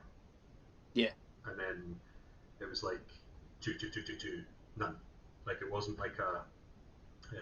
This is such being a big spread is healthy. I think a good thing, which is helpful for the attitude of the gamers as well. It means there's less issues. It suggests to me that there wasn't like one person who was a complete dick. Hopefully. So I thought it went quite well. I think there's stuff now. Hopefully, like having a chance to sort of look at the feedback, thinking about it again. So I've got a little bit in that, and we'll do that, and then we'll have a break before we get on to the Lord of War stuff. But so the people pre-event generally found the communications were pretty good, which is good because I tried to post things around as much as I can. Most people like to see the lists in advance, with that being a stronger preference than seeing the lists and the missions. And I think probably that was a one-off for COVID to try, or like while we're in COVID, I'll show you the missions in advance because then you can ask the questions that I won't think of when I write them. But generally, I wouldn't show missions in advance usually, just because I'd like to get back to the point where there's like a little bit of a branch. So there's a bit more, like if one faction's running away with it, I can chuck a mission in that might change them. So probably less of that. most people like to know their pairings in advance, although one person really didn't, because they weren't happy with their pairings, which is, again, I don't know, I'm 50-50 on that. I think you can, it's interesting to see who you'll be playing, because you might be like, oh, I'm getting to play so-and-so and they're really fun. Like, that's a nice feeling. But I wouldn't like to think there are people that are looking at it going, oh, no, I've got to play that type of army and I don't enjoy playing that type of army. Do you know, for my opinion, and I feel very strong about this, I think it's a positive to see your pairings in advance, and purely for the reason that if you're coming against an army that you've not played very often, or they're running a list or a Rite of War you've not played often and you're not sure about, you have time to sort of scout how the army plays, scout how the Rite of War will play, and you're not going to feel like you're getting caught out by silly little things in your games. I think it'd be annoying to, like, if you'd never played Iron Warriors before and you shot, like, I don't know, you killed 5 guys at 20 and you're just like, right, I'll leave them alone because they might fail them and I'll check. I've killed the squad leader, so, and then you move on. And you go at the end of the phase, you've done all your other shooting, and you go back to that, and you say, oh, you owe me a morale check, and the person goes, no, don't. Like that, I think you're right, that, like, giving you the chance to learn the little things you should know, so you don't waste your turn, is probably quite useful. So I don't know, I need to think about that a bit more, of how it's delivered, I think. We got a good COVID safe score, which was good, because I felt on the Sunday, I'm not sure how many people remembered to check in, which was worrying for me when I came in. Because like Sunday didn't feel. So one of the I'll have to remember not to talk about this twice because it's further on in the list. But one of the main bits of negative feedback was about the timings and how some games were allowed to run a bit longer, especially on the Sunday at the end. People were wanting to get finished and get away. Although that could have technically impacted one planet, so I didn't feel quite as comfortable to go up and say, stop playing now, because if that was a big score, it could have stopped the traitors from winning that planet. And then the sort of the feedback around, like, just not knowing where they were going to be and stuff. Like, some people basically started early on the Sunday, like they came in, they knew from the Saturday where they were going to be playing, their opponent was there, they just started playing. And it caused issues around, like, I did feel bad. Like, it's a remembrance weekend. Now, it's not on the 11th, luckily. So there was that chance for people who want to do the 11th, 11th, to do that. But Remembrance Sunday, we do have a lot of like armed forces that play Heresy, and I did. I remembered it on the drive in to mention it, and then because people had started playing, I was like, well, I don't need to do a pre-game chat. And then at 11, someone asked me, and I thought, oh shit, like I've kind of dropped the ball there, because it's a nice thing to, like, it's optional. Like, if someone doesn't want to celebrate it, commemorate it, then I think that's fine to carry on your game as long as you're respectful. But like, for some people, they might have wanted to have gathered in the fire exit in the car park or wherever and just had a chance, and I do regret not building that in. That was stupid not to have factored that in.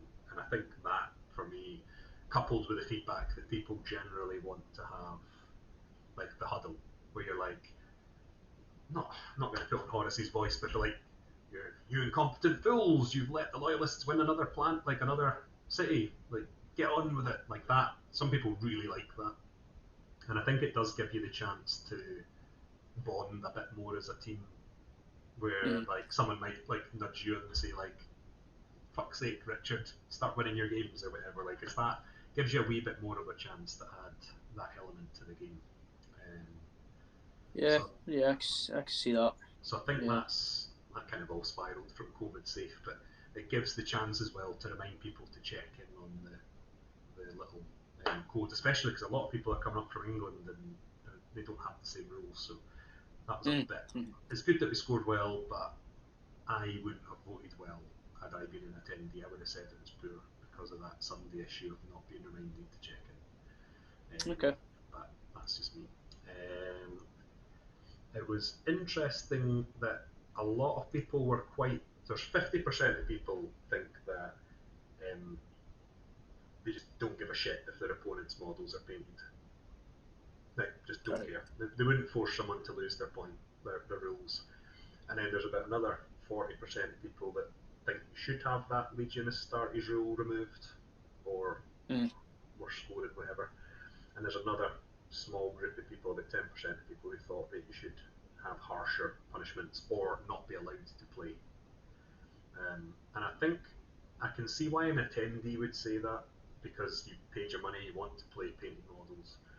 But I was loathed when people messaged me in the build-up to the event and said, like, I'm not going to have this finished. At that point, I've got to make a decision of saying, we can't bring that unit in which case they'd say, well, I'm not coming now. Because I'm not playing with 2,500 points against 3,000 points. Or I have to make or I can say, well, you're going to be struck by this rule then, on that unit. Or I can say, like, do your best, paint up until midnight on the day before, then we'll see on the day. And it is quite tricky. I think that's where, like, I'll need to grow a backbone, basically, and be a bit stronger with it, because there was a few people that didn't have, like, even the majority of their army probably wouldn't be classified as painted. But it's that sort of COVID thing again. Like, there's definitely been an impact on people's like mental health, their hobby, enthusiasm, and enjoyment. So that's quite a difficult one to navigate. It's very easy here now to say, oh yeah, just tell them to piss off and they won't get to come.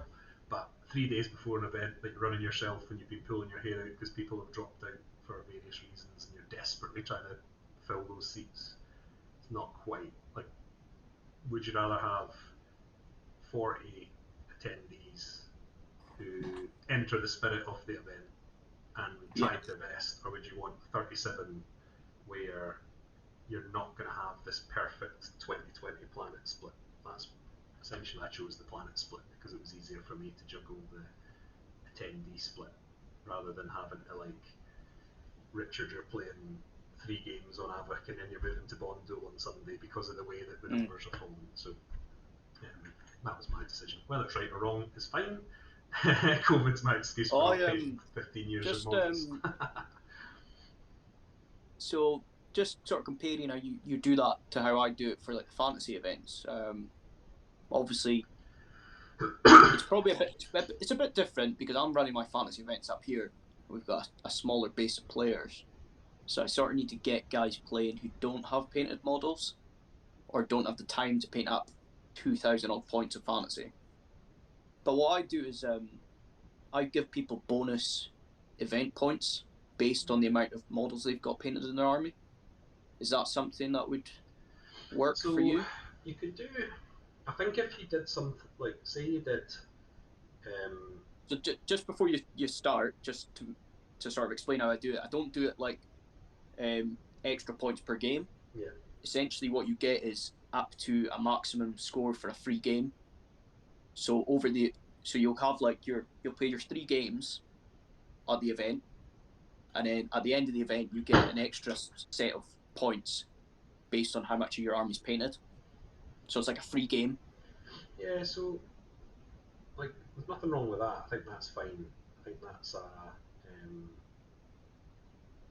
easy solution. I guess my fear with that sort of stuff is more like, so say 30 people, well, 15 people on the loyalist side have painted their armies to completion, so they get their 62 points, so they get 30 victory points to their faction. Yeah. Then the traitors, all 20 manage to do it, and they get an additional 10 victory points, like, over what the loyalists get. Well, that would have swung that one that we just talked about. Yeah. Like, that would have made sure, well, technically we said the traitors won anyway, so it's irrelevant. But yeah. I think, like, I think I would be a bit miffed as an attendee if I played 5 games, they were all against painted opponents, I had painted models, and then my side lost because of the tournament organizer allowing too many, like, unpainted models. But I think that might be easier, to be honest. I think that's sort of like, I think it would be, because because someone did put in the feedback they didn't feel comfortable asking their opponent if they were going to take the punishment. And I don't want to have to go around the table, like, I could go around at the start of game 1 and say, you haven't painted this, therefore remember for the rest of the weekend you're not getting your Legion of Status traits or something like that. Like, it has to be me that does the punishment.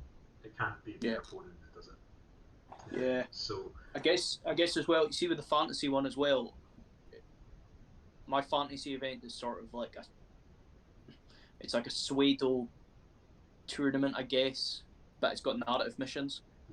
So everybody gets their own score. It's not based on a side or as a team. So it's a bit easier for me to score it that way with the painted stuff and unpainted. Whereas obviously, like you're saying, the swing for the teams, that may be a bigger issue for you to cross over. yeah, I don't know. Maybe it is like maybe I have to try it. Like, and this is like, again, going through all of these event sort of stuff. I change things all the time. It's never like no event out of the 5 has been the same in my opinion. I've always tweaked things and always tried to do things slightly different because I want to find the best way that works for me and works for people. So I might be able to just try it next event and just have it be like you get 10 points for your faction if you paint it. And that's easy. Like, each player can get 10 points. Not have it be like, oh, half your army's done, so you get 5. It's just purely, is your army finished? 10 points. And that's it. Don't have any debate. It's just purely, is that three colours and based? No? Okay, you get none. Like, not have it be like, okay, you can have 3 out of 10. So something like that, in theory, becomes irrelevant because every single person should have their models painted and then it doesn't matter. And at that point, you don't have to add it to the total. It's only when someone, like one side, doesn't have painted models you can start naming them up with it. So something like that, yeah, I think so. There's some good comments there in the chat of like, you pay for a ticket, you paint your stuff. That Ossify thinks if you've painted something, then if you've base coated something, that should just be allowed. But then he's sort of gone down your route of penalising points, which is kind of what we're saying. Finn, that's the angriest I've ever seen you. It's like COVID has been around for a while. Yeah, I think at some point we have to stop. Like, I know I'm looking around this mess. Like, if you could see the floor here, you'd be absolutely horrified at the mess of this because I'm very through.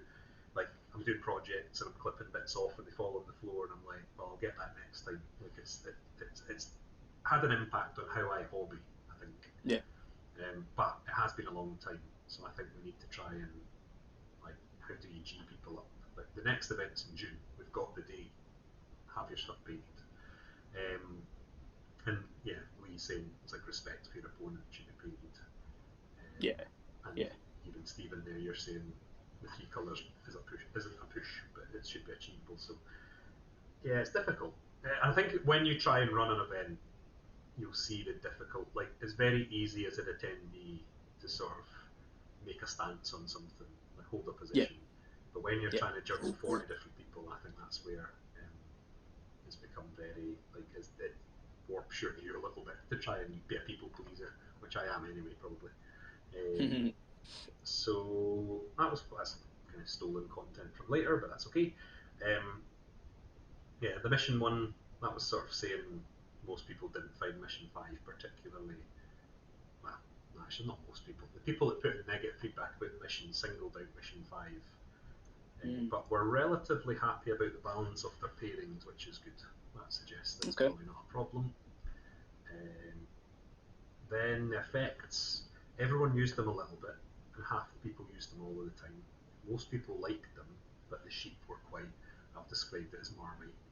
They were quite difficult to, for some people just found it unfair, like we talked about, where like, why is a sheep killing my Space Marine? But like I said, I don't see me changing my stance on that. I don't think that's such a. The fact that people have all said, like 100% of people, like, so 26 people answered the question of whether they want to come back to an event, and 25 of them said, like, yes, 100%, absolutely. One person said, if I can make it. So it's really good feedback. So it's not put people off to the point where they're not coming back, which is good. and that's I mean, the tickets have sold out, which is crazy. Yeah, for the next one, I yeah. haven't even written anything. I didn't have an event pack or anything. Just all I did was set a date, and then people were jumping on it. So there's a couple of people that still have to pay. So if you are someone who doesn't have a ticket, then there's a chance. But there is already a waiting list of people now. So the only kind of the hope I've got is that COVID is very sort of weakened by May, because I could make it as late as May. I could make a decision probably to add another few people, because the venue can take 50, but COVID doesn't want that. And but it's almost a bad thing having the 50 as well, in that it would mean that you'd have the 4 tables at Common Ground Games again. You wouldn't have the little space between to put your stuff. Yeah. So at some point that's detrimental as well. So they have got the space underneath the tables, but generally he's filled them with boxes. Yeah. So we could try it and take the like I could go on the Friday or the Saturday morning, move all the boxes out the way into a corner, right up in the corner where no one's playing, and see how that people get on with that. But there's something about having the space for your book next to you that isn't on your table, so it's a decision I'm going to have to make. Well, I'm delighted to have to make it, because I'm amazed that 40 people were willing to come and play a mission, like 2 games where you had sheep on the board. But there's not really an alternative short of trying to find another venue. But the venue's quite well received, like the feedback's quite good. There's obviously people who want better terrain, or someone put feedback in and said I should go out and buy mats, but I don't have like two grand to spend on mats and donate to Common Ground Games, and I don't imagine they want to buy them. And if they did, I think they wouldn't buy 6x4 mats now, they'd buy 4x4 mats, or whatever the 40k scale new 40k plays. Yeah. So I think the 6x4 mat possibility is completely gone, unless basically go for a like 80 quid ticket and try and get like a scout hall and do what Edge Empire do. But I just don't. I can't see a situation where you'd want to buy like 30 mats unless you're at a gaming club, and I don't, so not sure that'll happen. So there's Finn and Lee saying about me saying we have to put your event organizer hat on. They're saying they'll have to do that. Different farm animal for each mission could be done, I suppose. At the Cumbrian Heresy, surely it's you can't have Finn. Well, Finn could do what I did. I just became Heresy.Scot because I was too lazy to use my other Instagram account. So maybe you could come up with like at Cumbrian Heresy or whatever. If that isn't your, I don't know if it is your Instagram handle, it isn't it? So you need to buy the Cumbrian Heresy.Scot and get that account. So I don't know. Like, it's interesting going through the feedback. I don't, like I said at the start, it is about looking at the ones that aren't perfect and trying to work out what the key issues are.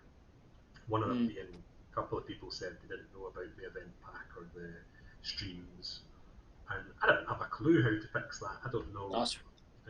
That's a weird one, because you post it everywhere. I posted it on, like, so there's obviously the Heresy.Scot Facebook page, like the company, if you want to call it that. There's the Heresy.Scot group, that's the one that's Warhammer 30,000 gaming in Scotland or whatever. It gets posted sometime, not always on Horus Heresy Scotland, that's an odd group. But I'll post it on Instagram sometimes. I don't tend to go on to like Crusade and Heresy and post all the time, because I don't feel like the event had sold out, so why would I go on there to talk about it? But I'm very surprised. The only thing I can think is that it's people that are buying a ticket for a mate and then not passing on the information. Yeah. Because, like, if you like the Heresy.Scot group, you'll get everything. You'll always get everything. Yeah. I don't know who those people are, but that's the sort of, like, I did get a shitload this time of what time we start on this day, how do I pay, that sort of stuff. And there is an event page. There is an event page for the next one. I think people just aren't ticking the going or interested, and because there was always an event pack on that document, and there's people messaging me being like, have I paid, have I got a ticket? Well, if you go onto the event page, you'll see who's got a ticket. Like, it's very Like, I don't know if that's like, are people lazy or have they just not taken the time to sign up? Like, I don't know what the. Yeah, that's a strange one.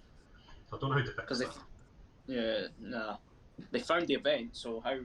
Yeah. Yeah, so it must be people are buying their ticket for them, and then they're not engaging with the rest. But I don't really know how to fix that. Besides, like, when someone buys a ticket, give them a kick to say, if you're buying 2, then make sure your pal signs up for the event page. Otherwise, they might miss out on some cool stuff. Yeah. How easy would it be for you to, like, just, if you get in a ticket purchase, obviously, I guess obviously on a bank transfer you're not going to get their email, but if they pay over PayPal you get their email, don't you? Yeah. So you could, like, just send out a template email saying, thanks for signing up to Heresy.Scot, blah blah blah blah blah. All the event info will be in here. Bookmark it, like it, subscribe to the event or whatever it'll be. Yeah, and then at least that way you've given it to them on a platter and said it's all going to be in here. There's no excuses at that point. Yeah, it's fine. I just need to figure out, because that wouldn't solve the problem of someone buying 2 tickets. No, but so that's what I don't know what the Yeah. like. I don't know how you solve that. People are lazy, is what Stephen says. Yeah. So I don't know. It's tricky because, and I think I have to just not try and solve it this time, because, like, for the last event, because that event pack was like 2 years old, so it might be people were just not checking an old event. Whereas this one, because I didn't really advertise it, hopefully people have ticked interested or going to the event. Yeah. Because I only posted it on the Heresy.Scot stuff. I haven't even gone external and it sold out. So, which is amazing, but it means hopefully people are a bit more engaged, which is good. I've got the expectations of the sheep. People were a bit concerned they were going to keep coming back. They're not going to be the next one. It might not be the one after that, but they probably won't come up too often, so people don't have to worry. The timings I've already talked about. Definitely getting a timer for the next event, where it'll be quite obvious how long you've got left. I think Common Ground Games has one that's quite big, and I'll stick to that. And basically, when the time runs out, it'll be finish the turn, rather than like, we've got another 15 minutes. It'll be like, I'll give them the chance to finish the turn, or I'll go up and speak to them. If they say, like, oh, we've only just started movement the turn, whatever, just say, nah, stop there. No point in doing a whole turn. Just leave it. You're too nice. Well, See, if you come to my fantasy event, I'll tell you at half an hour left. You've got half an hour. Work it out how many turns you're going to get in equally, and then when it hits the time to finish, I just say, right, finish. But I think like it's more because if you did trying to count back, so say I'm playing you, and I get my turn 4, and you don't get your turn 4, and the tournament organizer says, right, stop and count back to the end of turn 3. It could cause problems in terms of, like, where were things and all that sort of stuff. Well, that's why I'm leaving it. That's why at the half hour left, I'm saying to the players, between yous, work it out if you're going to get an equal amount of turns in or not, and that's it. So I think that's. I don't think you should be worrying about that balancing. It should be up to the players between them. Yeah, I think so. I think that we're kind of on the same page. It just needs a bit of ironing out, I think, to make sure it's appropriate with that. I'm sure people in the chat will be agreeing with that, because there was quite a few sort of hanging about between games waiting for people. Most people didn't really seem that bothered in the feedback about Adeptus Titanicus, which is interesting. That just, I think it's because most people see 30k as that sort of 3,000 points, 5 games, blah blah blah. So it's not. I need to do a bit more research to see if we are going to have it in this event or not. It's looking unlikely at this point. Are you able to say how many people have said they'd play it? So to make it worthwhile for us, we need 6. And there were 6 people have said they would be interested in a split ticket. But I don't know if those 6 people got tickets. So I need to do a bit of a straw poll. And basically, if we get 6 people that want to play Adeptus Titanicus, then they can do so, and that's fine. But anything less than that, and it might not be, just not There's no point. Mm. You wouldn't do it for 2 people. Like, what's the point? No. So No. that's fine. People want more narrative, which we'll definitely do. I think having that sort of huddle at the start, I just didn't want to do that because of COVID. I don't want to shout. I don't want to do it twice and have like all the loyalists together and then all the traitors together. Just not COVID safe, and it's needless in that event to have done that with COVID being around. Because you can get on. There's no point of having it be like, let's get together several times every day so that you're all getting coughed all over. And then sort of the last one, I don't want to say it's cheating because I don't think it is, but like rules issues that people had, there was quite a bit of feedback that was borderline upsetting to read, that people didn't raise it on the day, where just unfortunately some people need to brush up on their own rules, because like you said about knowing your pairings, like some people were using rules that were just wrong.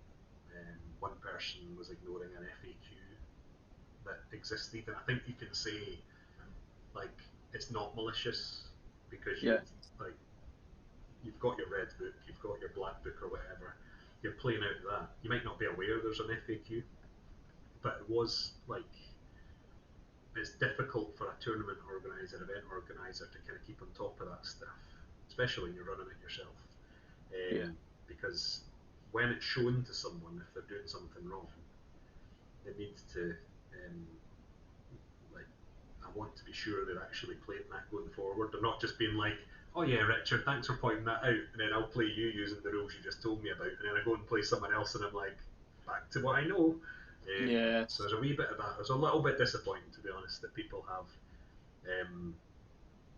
like this sort of almost gaminess had crept in a little bit. Not a huge amount, like we're not talking about more than a few, like a very small number of people, less than a handful, but just a bit like, if you've only got 5 games and you ended up playing like more than one person who was like that, that's a real sad for me, because I'm the one that has to apologise.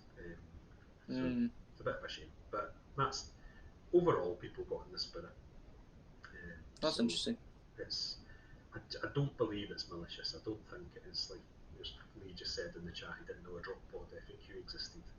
I genuinely have to just rule it as like people were unaware rather than it being a deliberate thing, because I just don't think anyone would want, like, why would you cheat to win a narrative event? You're not getting it, so what's the point?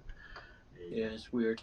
So that's that. I guess as well, maybe COVID, we're using that same thing, but you know, a lot of people hadn't played for a while as well. Yeah, I think maybe that has a knock-on effect. That's not so bad. I don't think there's anything like that's. It was just a bit surprising to see that when. Yeah, it is I actually. wasn't really aware on the day. So then the last sort of bit for this section before we have a long overdue break, I'm needing a drink.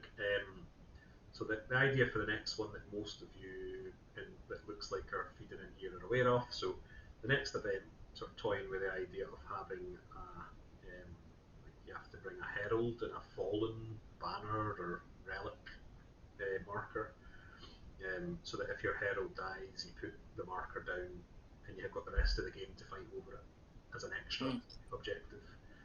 And then if you get it back, it's fine, carry on. If your opponent gets it, then they get quite a big boost to their faction. So the next planet we're fighting over is the civilian centre of the sector. So I'm kind of, in my head, I'm seeing it as like it's a morale thing. So you're looking out your skyscraper window, watching this battle with your binoculars, and you see the guy with a big fancy flag get shot, and then the enemy come over and grab it, and they're like, "Whoa, we've got the flag!" Like trying to add that element into the sort of the story of like the civilians have just lost hope because the traitors have done it. So most people have said they're quite keen. I need to decide it probably very much like the next month or so that people have the chance to do something. But the thing that I wasn't sure about is, so would it be better having it be, so some armies don't have a herald, that's fine, I've got something in mind to deal with that, but would it be better having it as a free model, like you get your outside your force organisation chart, the expectation is that you provide a model that is that. So that, because there'll be some, like, I'm trying to think of an army that, if you have a rite of war that says you have to, you can't have a, I don't know, a herald can't have a jump pack, I don't think. So if you had a rite of war that said you can't have something about a jump pack, like, I don't want you to have to build a list that's illegal. So do you take it outside of the chart and it ignores everything? Although that could have some issues around, like, if you've got a drop pod list that you're just allowed to put the herald down, probably. But then it'll be a bit shit because then they just get killed. Turn one, someone's just going to las cannon it. But, I mean, but you do it as you can take it for free, or you can add it into your list. But then that's punishing people who are like, well, I want an extra 50 points of model. My gut says you give them the herald for free at its base cost, okay? Any upgrades you buy for it come out of your total points, yeah? Because that means you don't need to balance anything about equipment options or that when you're taking it for free. So, let's say it's 100 points base. Yeah. That's free.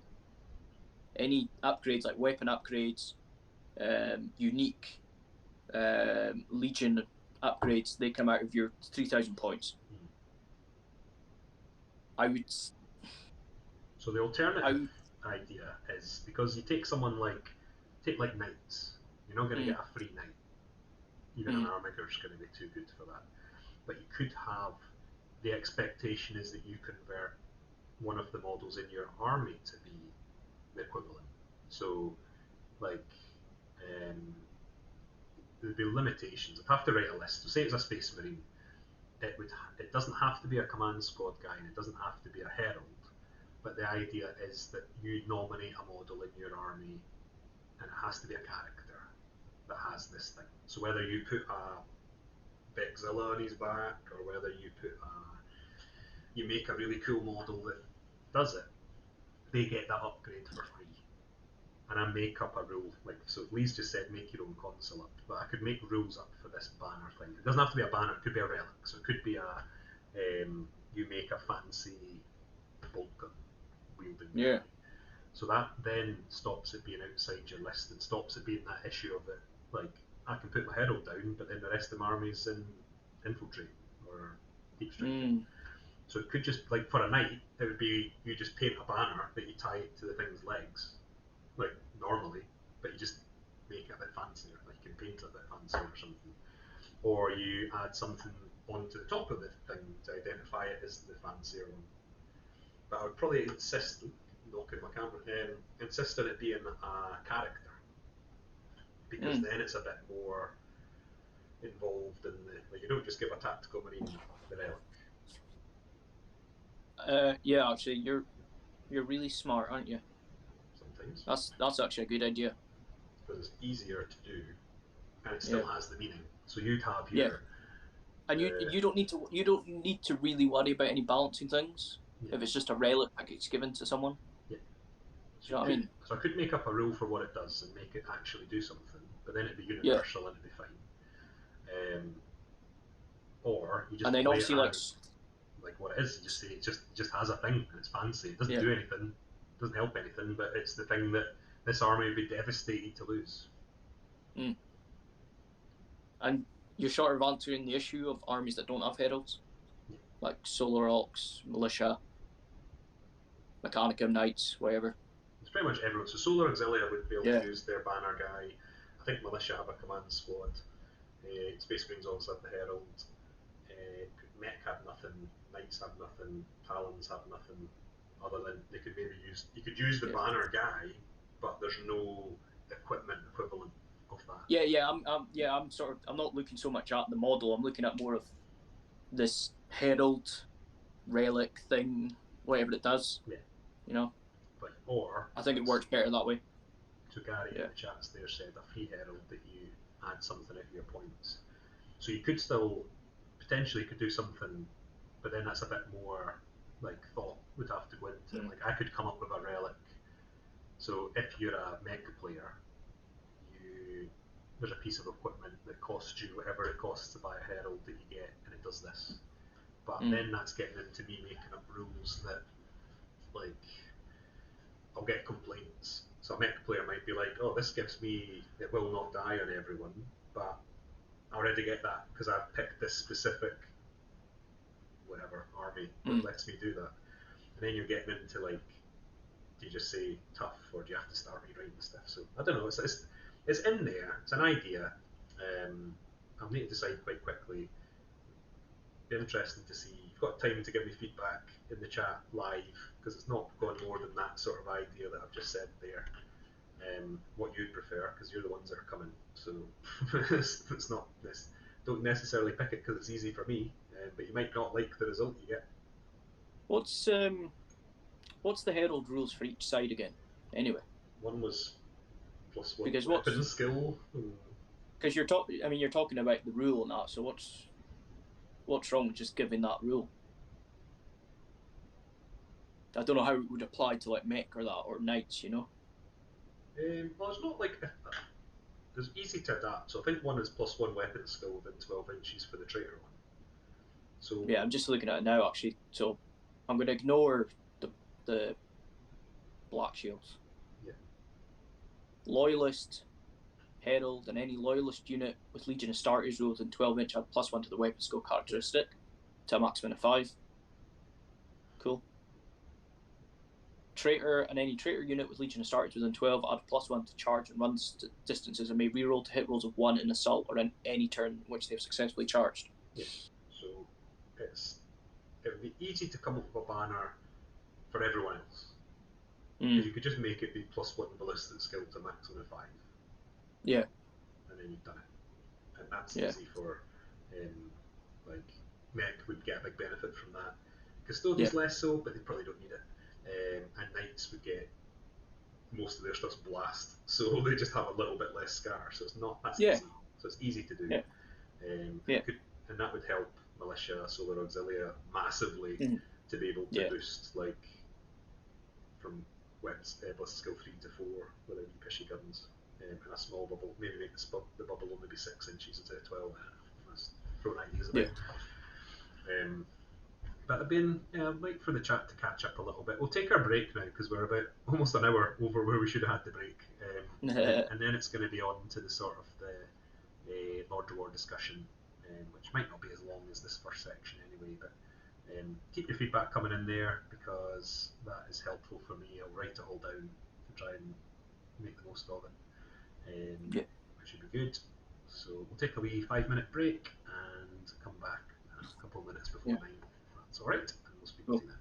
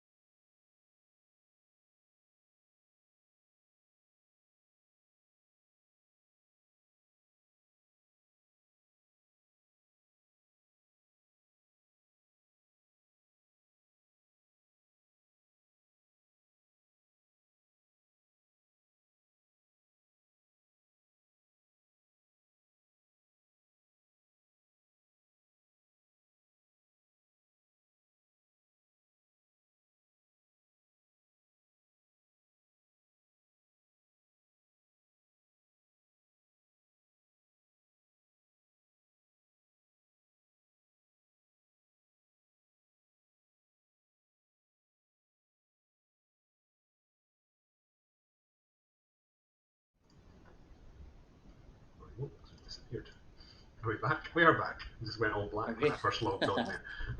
Okay, so back for part 2, which is going to be sort of Lords of War event list Yeah. driving. So we had a chat before the event about the Loyalists having less Lords of War and the Traitors having more. The uptake on like Sicaran Venators and things like that. And we sort of thought it was interesting pre-event. And how we sort of looked at it and thought, well, will that have an impact on the games? Will there be a difference in the way people play?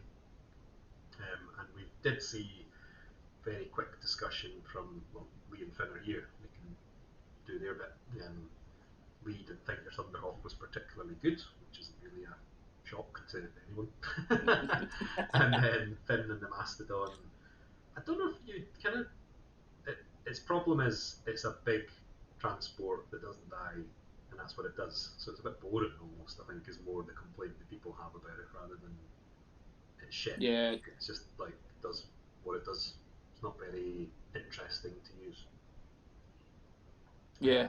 So that'd be good to hear. Yeah, it sort of just drops its load and that's it. It just wanders off. Yeah, it doesn't do as much as like a Primarch. Like a Primarch would wade into multiple units and tear them apart. Yeah. So clearly some Lords of War are better than others, but when I walked round, there's people who brought knights, and I just didn't. I don't know.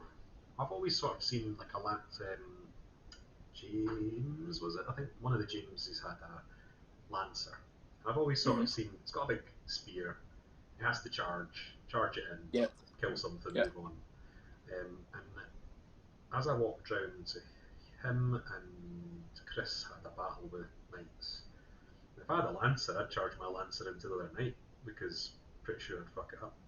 Because I don't think most knights have D weapons unless it's a dedicated close combat weapon. So you get in there, stab them a bit, hopefully kill them, and survive the explosion, hopefully.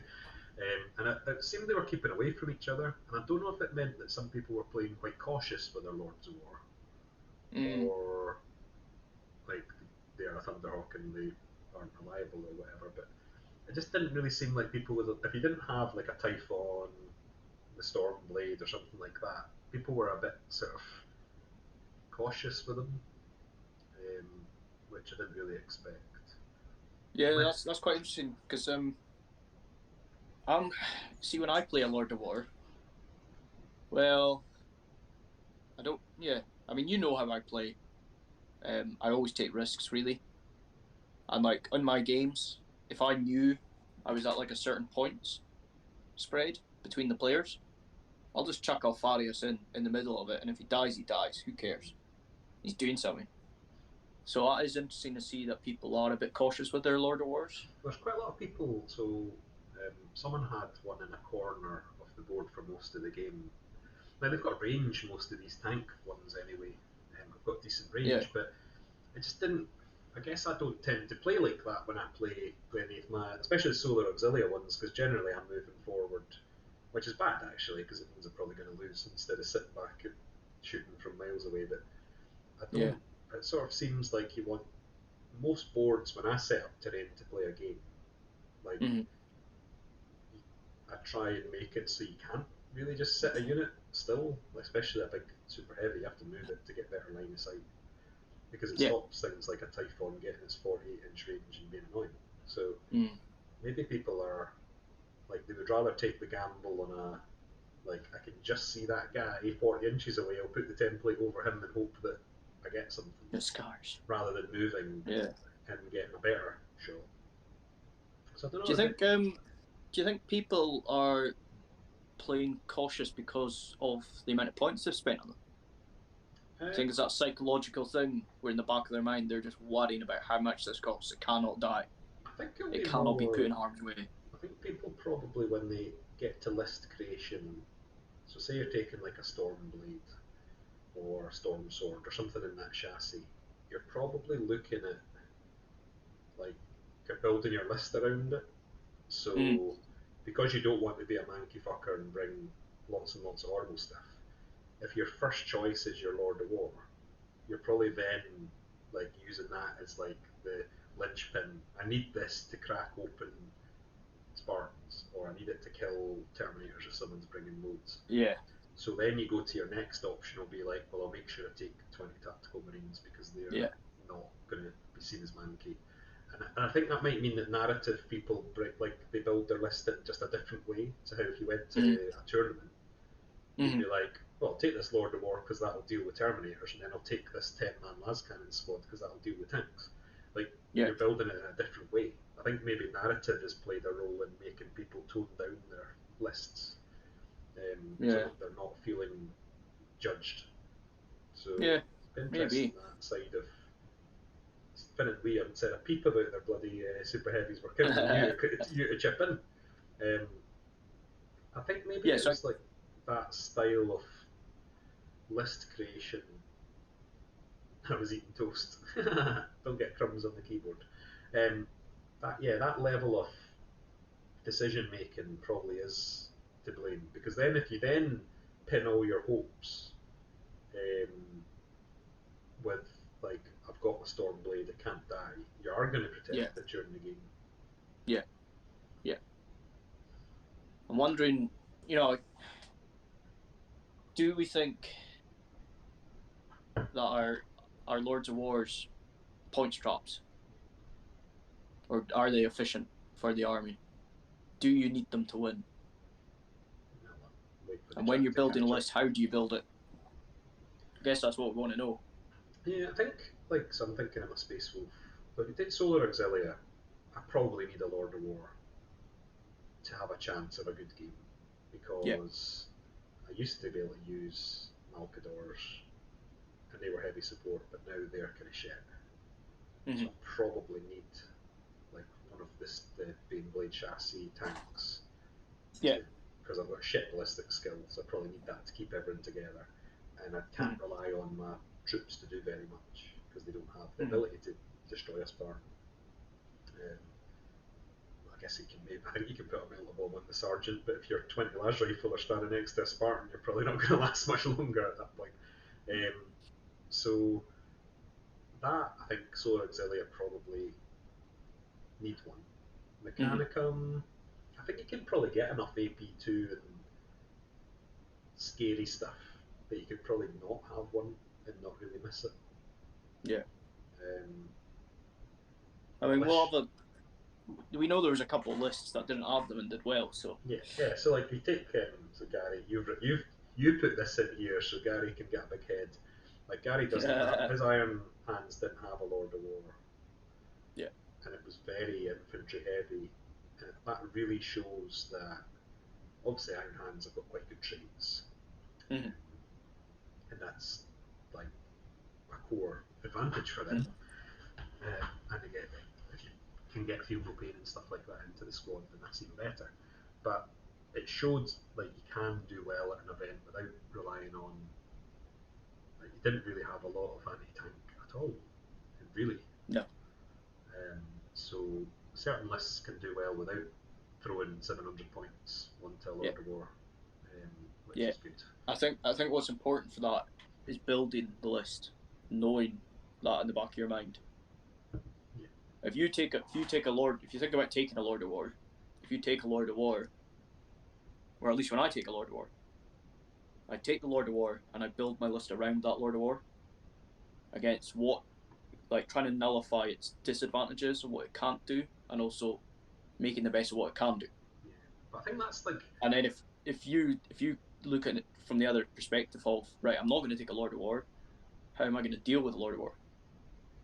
How am I going to make the most of that? Yeah, I think it is the list building part is so you come up with your theme. So like both Ben and Lee have both said there. So you've got like Lee saying he built it with the destroyers and the Moritat in mind, and the Thunderhawk was their boarding torpedo. And that makes sense, because that's like you're saying there that you've decided a Thunderhawk's the most appropriate thing to chuck in to get those guys where they need to be. So that's, you've already got your narrative, and that fits the narrative, and that's fine. I guess when you're looking at how does Finn So there, he's built his whole White Scar Brotherhood around heavy armor. So you need a Mastodon that's heavy armor. That's fine. Yeah. And I think that's like it is quite interesting when you say like.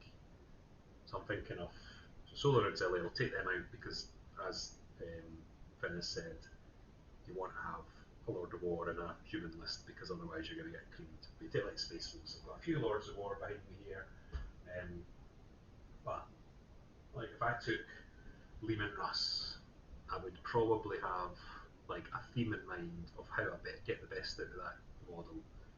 Mm-hmm. Then I would then probably spend half my points making that list, and then I would think, right, what do I not have the capacity to deal with in the list? Yeah. So Leman Russ is not going to blow up a super heavy tank. So I need to think about what can I put in my list, whether that's a Spartan or whether that's a Venator or whether that's just a Devastator squad in there. Mm-hmm. So that adds something, like you need at some point you start thinking about what you're likely to face.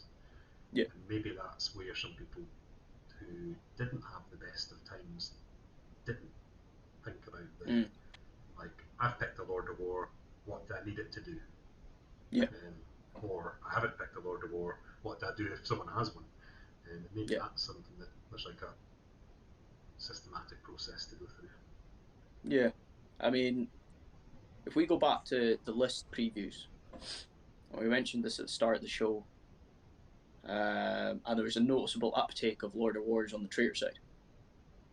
But we've seen from results that traitors generally did worse.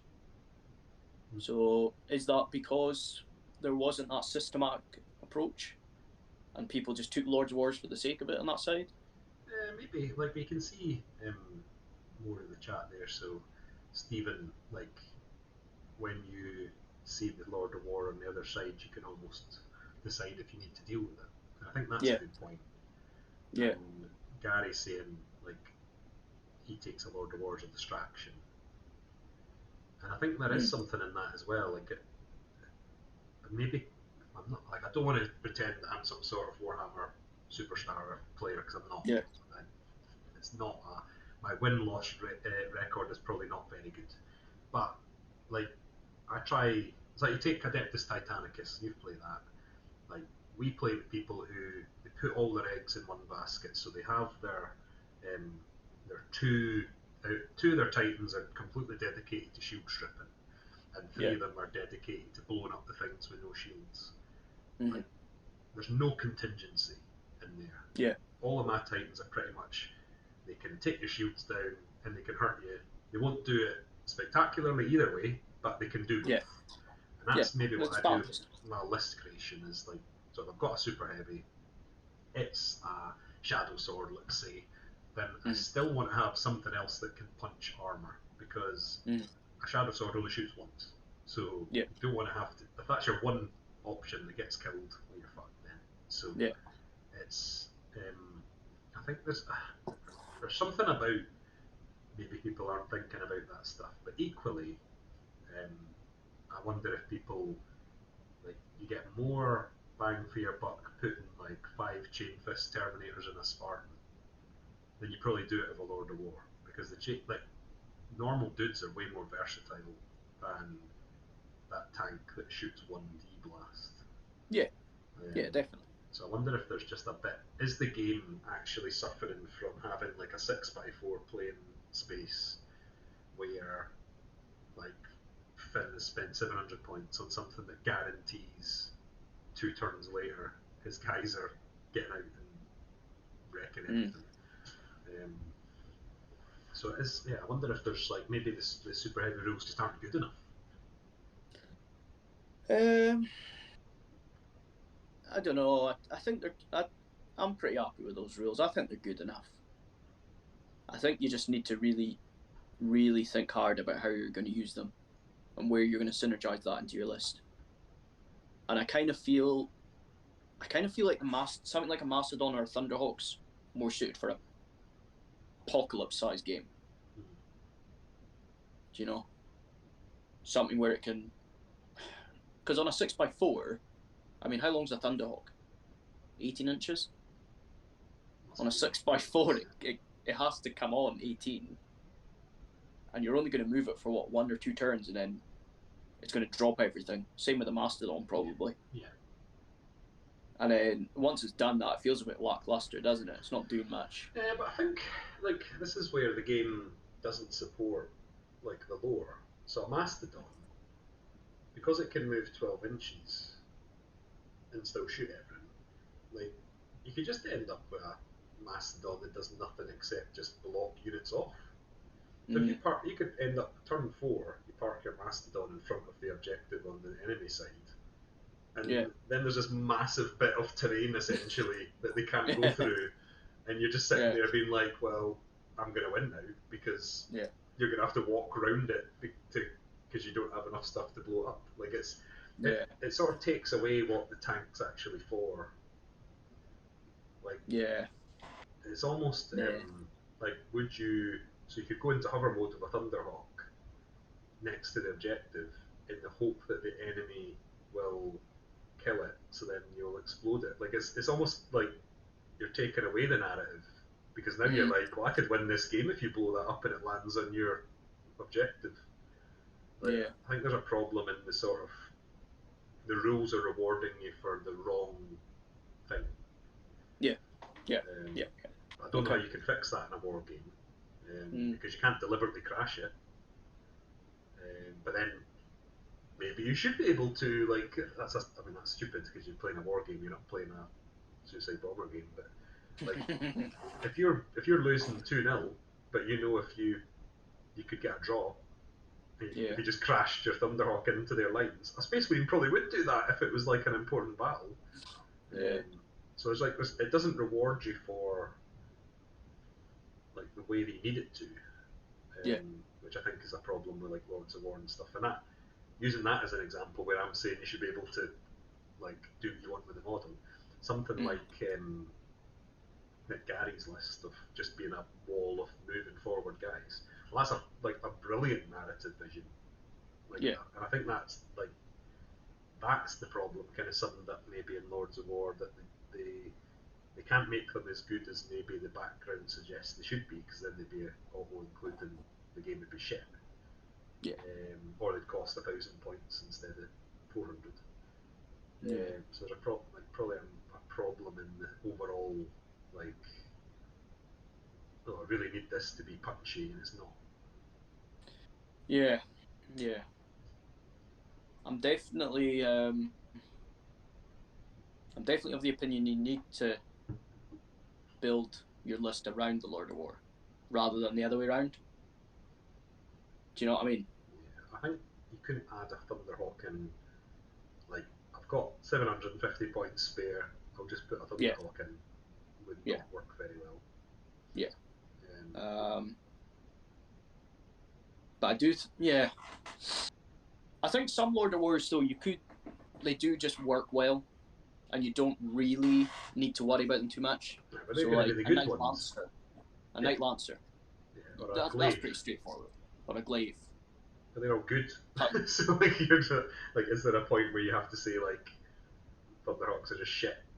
You're not going to take them. Like, it's like a Night Lancer narrative looks cool model, cool idea. It's an indentured knight that's like, there's the one that in 40k that the one that's like a free blade, that's the most famous free blade, and the Space Wolves get on with him. Like, there is narrative hooks there that you can use of why your Night Lancers running about with the Space Wolves. But like, they're good because if I get a turn 1 charge from my Grey Slayers, if I roll well enough, I can almost get I can jammy get a turn 1 charge of a Night Lancer if I roll 666. You could end up turn 1 having like loads of damage done. And it's still narrative, but maybe not quite as fun for my opponent. But I think it's just that some Lords of War is better, more fitting. The price matters as well. Now that 4-year-olds are jacking the prices up again. Some are more efficient than others. So didn't say the Thunderhawk can be shot down by bolt pistols. Or Stephen said 4K games. I don't know about that. But I think like that's probably wouldn't want to play a 4K game event, but I think like obviously Lords of War become more essential the bigger the game is, because you're going to you want to spend points because no one's going to want to rock up with 6,000 points of Iron Hands infantry.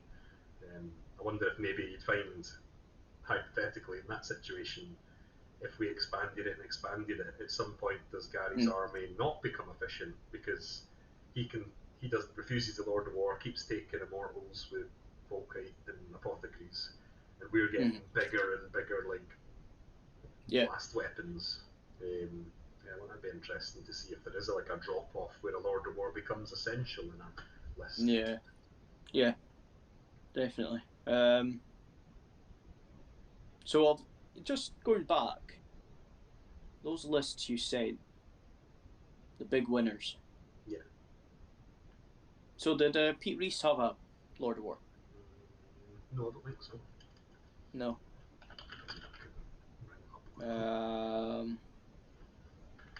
We know Gary didn't have a Lord of War. Imperial Fist Tanks, did they have a Lord of War? So Pete didn't, Imperial Fist Tanks didn't, I don't think. His list was quite, like, having all those Predators and Last Cannons and stuff was good anyway, you probably didn't need one. Yeah. The Salamanders guy did have that Cassian Dracos though. He's like basically a equivalent of Lord of War. Who else are we saying? You did. I did, yeah. What else is in there? Word Bearers. Barry didn't, did he? Nope. No. Check the Word Bearers. I think did have Conrad Kurz. Why is Word Bearers not coming up? Yes. Never find it. Can't look for Word Bearers, but that's okay. Night Lord guy did. I'll stop typing now so it stops ringing. Who else did we see? Iron Warriors didn't. No. Iron Hand Tanks, I think he did. He had a Fell Blade. Yeah. I don't think the other Iron Warriors player did. So yeah, it's not. That's like more than not than did. That's more not having. But then it was objective based missions predominantly. So that's quite sort of maybe the Lords of War prevented people from, like, if I'm got my Stormblade at the back of the board shooting you, there'll become a point where you're too close now, where because I need to get the objective, so I've got to move forward, and at some point it's like danger close, you're not going to end up shooting yourself. And that's like what we were saying earlier as well about how maybe the Loyalists not spending so much point on Lord of Wars ended up having more scoring troops, more scoring units. Maybe that's the knock-on effect there. Finn saying he ended his 18-game losing streak, which is nice. And saying that they were the biggest winners. And Stephen, I don't actually know the Primarch list. I'd have to look it up, but there's quite a few Primarchs died per. I think it was like at least 2 died per game turn, like mission. So that's quite a lot. Yeah. Which is like almost again that sort of lacklusterness where, well, not if you're playing like you just said, where you charge your Lord of War in because you're like, well, this could win me the game, so who cares if they lose? No, that's. So what's your general feeling then? Same as me. Yeah, you've got to build it. You've got to build around it, don't you? Yeah, I think you can't be like, I've got 500 points left. I'll just see what's available.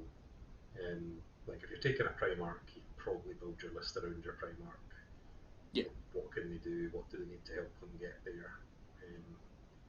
If you're taking like a Fellblade or something, then you're probably like, my brain would be like, well, that's quite a good anti-tank vehicle. Therefore, I don't need to take 10 Last Cannons as heavy support troops. I'll use the points elsewhere. Or definitely. Lee saying I'd use Korax as an anti-tank. Like I think that's I tend to look at my lists and I'd go through it and be like, okay, so I've got this squad can kill a Spartan, this squad can kill a Spartan, this one could charge and kill a Spartan. That'll do for anti-tank. Like that's the measure I would use. I probably wouldn't like do that last. I'm doing that at least by the middle of spending the points. I want to know I've got something that can kill some Lords of War and stuff. There's from purely a points efficiency view, a Lord of War is a 20 mana mortal unit with all the extras and still have the points. But I think you're right. Like I think that is if you're lucky enough to have a unit that can, because you're only playing like 7 turns at most. Yeah. Stephen said it earlier. You can sometimes ignore a Lord of War. So I could see like having 3 or 4 really tooled up Grey Slayer squads, which can run, charge, get up the board, do a lot of damage, or scoring, and that could be more useful to me in a 7-turn game than a tank that drops a big template 7 times, or less if it dies. Yeah. Like when you're a Space Marine player, you've got that ability to regroup, and you can, your 3 guys who might be scoring, you might still have a Power Fist left. You can be that really annoying bee in the bonnet, like thorn in your side, whatever you want to call it. Yeah. But if you're a Lord of War, like you can shoot till you die, which is essentially if you've got 6 hull points, you're fucked. Like when the last one's gone, you're fucked. But like 20 man tactical squad, if you've got 3 left, they're still scoring, so they're still useful. That's it. Yeah. So it might just come down to that, like Lee coming and stealing that objective. Didn't win him the game, but it stopped you getting a bigger points thing. Like it's, I think there is something in underrated moves like that. Yeah. That like a Lord of War you can't really justify doing a move like that with Lord of War because you need to shoot. You want to shoot things with it. And you need it to be doing something because you spent so much on it. Yeah. I mean, I need Alfarius because I roll so shit. So he just makes my games average. No, that's interesting. That's good. But it gives a bit more, like, a Primarch's almost different in that a lot of them give boosts outside of themselves. Like, a Mastodon doesn't. So, like, a Mastodon will transport, it will shoot, that's it. Doesn't give you any other boost. Like, Rogel Dorn giving all the extra shit that he does to Imperial Fists is brilliant. Like, that's really game changing for you. Alfarius, even more so, given like the preferred enemy everything, and that's more useful to you than a Thunderhawk or a Night Lancer or whatever, and that's what comes down. And it's cheaper in a lot of cases as well. So and they're not as killable, dare I say. I would agree. That's what I don't get. Like,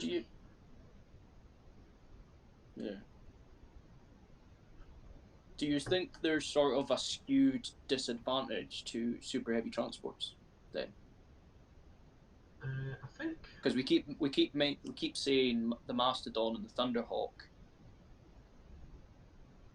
and they sort of just drop some guys off, have a big gun on them, and that's it. Maybe they need to be re-looked at and sort of rebalanced a bit. I think it's more. I could see the need to be. Like, I think you could be a lot more generous with their capacity. When we're playing a game where a Rhino has like this actual size on the table, and a Thunderhawk's like this, but a Thunderhawk gets 30, and a Storm Eagle gets 20, and it's like half the length. But, there's not it's not good enough. Like, if you could fit your entire army inside it, like a Mastodon has 50, or is that Stormbird? This Stormbird. I remember Mastodon's 40. 40, and it can take 2 contenders at 10 each or something like that. Stormbird can take a Rhino inside with guys inside if you really wanted to. I think like I'd almost make that bigger and more open. So I think like having a super heavy transports in the single greatest addition to the game. Don't know about that. I think it is maybe they needed to be a bit crazier with the transport capacity. Yeah. Because then it would make more sense to have your entire army inside one. Not Thunderhawk, because you'd lose at the end of turn one when nothing is on the board, but like the ability to be able to do that. Like a Thunderhawk can't take a Contemptor, I don't think. Nah, I was just gonna Can ask it take you bikes that. though? I feel like it can take bikes that can come out the front ramp. There's some weird like that in my head.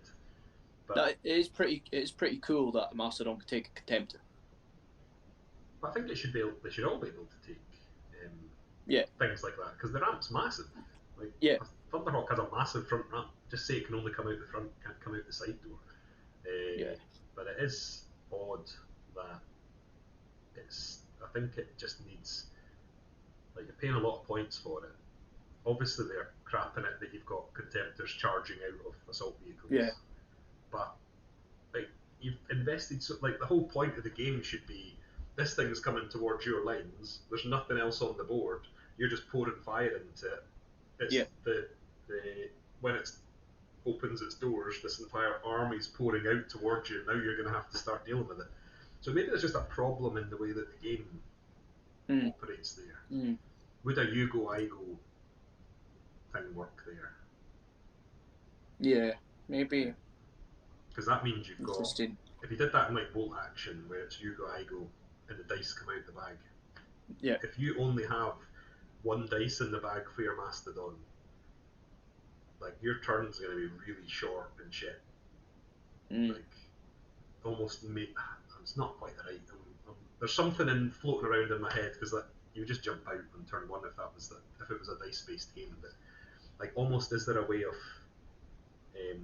encouraging you to keep your entire army inside for a couple of turns, weathering that fire? There's just something in that that's like, it's from a narrative point of view, is more authentic. Because you wouldn't want to be the dickhead that has to walk behind it. You know, like, these people are inside there and I've got to walk behind this thing. You want to be inside the safety of the Mastodon. How many fire points does a Mastodon have? Do we know? Yeah. None, probably. Let's see. Because I'm just thinking that could be a cool wee addition for that. I mean, it is a fortress on wheels, isn't it? Yeah, Mastodon. And I think maybe that's the problem with transport, though. It doesn't have anything like to encourage you to put your last cannon guys inside. Yeah. Having. Oh wait, there's no fire points on a Mastodon. Yeah. But it can I can see windows along it. They're sealed. They're like solid. But yeah, I think it is. Maybe that's where like a Stormlord is good because you can do shenanigans with it. Like Solar Auxilia can run the engineers with the haywire grenade launchers inside one and shoot out of it. So is there could there be a rule like when you come out of an assault vehicle you don't count as moving? Yeah, but maybe. Only for assault vehicles? I think they're missing something. They're definitely missing something, the super heavy transports. It's just to try and encourage you to fill it. Because if you had a Mastodon, you might not even fill it. Because you'd be like, who cares? Just want to get my 10 Terminators across the board. The rest is needless. So yeah, there's something in that I think that's not quite right. And then you said, is there any is there a way you can make a list that balances like a shit super heavy? And kind of. That's a tough one, I think, personally. I think I could see if you have a command rhino on the board, make sure your Thunderhawk comes in a little bit earlier. You can start to build something that will do what you want it to do. Yeah. But I just don't think it'd be as rewarding. I don't think it'd feel good to have that one tank on the board. Yeah. Your opponent gets lucky and blows it up before you roll your 2 up. And then you're just like, well, shit. Now I'm relying on a turn 4 arrival. Yeah. like the Thunderhawk, for example, is probably a good one, right? It feels like it's a bit lost in the rules. It needs an update. And like even when that comes in, and even when it drops off the guys, even though it's got the big gun, it's like what else is it doing? It's just a bit, just feels meh. So I find it hard to find a way to work that one in a list to make it better. I think it's things like I've got a feeling, can Thunderhawks take bombs, Lee, or is that a Stormbird or both? Because like bombing runs, Mm. I'm sure the Stormbird has really good bombs, but can only do it once. And it has that, Alright. that D thing it can just call in from orbit. Yeah. And that's probably how they've tried to make it better, because they've realised that this giant monster can only turn 90 degrees. So they're trying to like add things like it can call in the orbital strike behind it. It's not a gun from Yeah. the actual bird. It's telling coordinates to space. Mm-hmm. And like Thunderhawk having bombs, I've got a feeling it's a really weird template as well, like ancient template that they drop when you actually drop the bombs. But making that better means that at least fly in, drop people off, fly over the enemy and bomb the shit out of them. Yeah. And then try and come Yeah, I back. guess so. It's probably just a problem with the flyer rules, which we've talked about before. Yeah, well, like you're saying there, that's looking at the rule of the super heavy itself, the Thunderhawk, rather than how can you make the army around it make it better. Yeah. Which I think is quite hard to do with a model that many points cost. Yeah, well, I think like the obvious thing is to reduce the points on it, because it is overpointed for what it does. But how cheap do you go? Like I don't. Well, people wouldn't take one if it was 500 points. Never mind 750. People wouldn't take it as 500 points and have armor 12 all the way around baked into it. I don't think, because I think there is just that issue around it being a massive model. Let Lee take it for free. That is your herald. I don't think it would, like 500 points, 500 quid nearly. You need to get a base for it. The base that we had and the one that I use as well is the same. Yeah. Like it's good, but it still has that problem around just the manoeuvring around a board. You need your opponent to be willing to let you just move terrain out of the way. And that's uncomfortable in a game sometimes, because you might have troops on it and shit like that. Like it's very hard. You can't really put this base down. Like you could put a flying base down because they're quite light, the GW ones, but you put this big resin base down and you're going to be like, oh. So I don't know. Like I think the effort of taking it, like fair play coming all the way up from Carlisle with that in the car. I don't know how would I encourage people to do it. If they want to sell them, they need to put points down for a start. Yeah. And then they need to have a look at the rules of flying generally. Because it's kind of weird, like you enter hover mode and for some reason that makes you skim like in real world 2 inches off the ground. Why can you not hover 40 feet in the air? And still be hard to hit. Or at least not chargeable with melt bombs. It's a very odd, like, again, all that sort of game balance, and you have to accept there needs to be balance, but it doesn't quite work how it should in my head. I don't understand why you can't.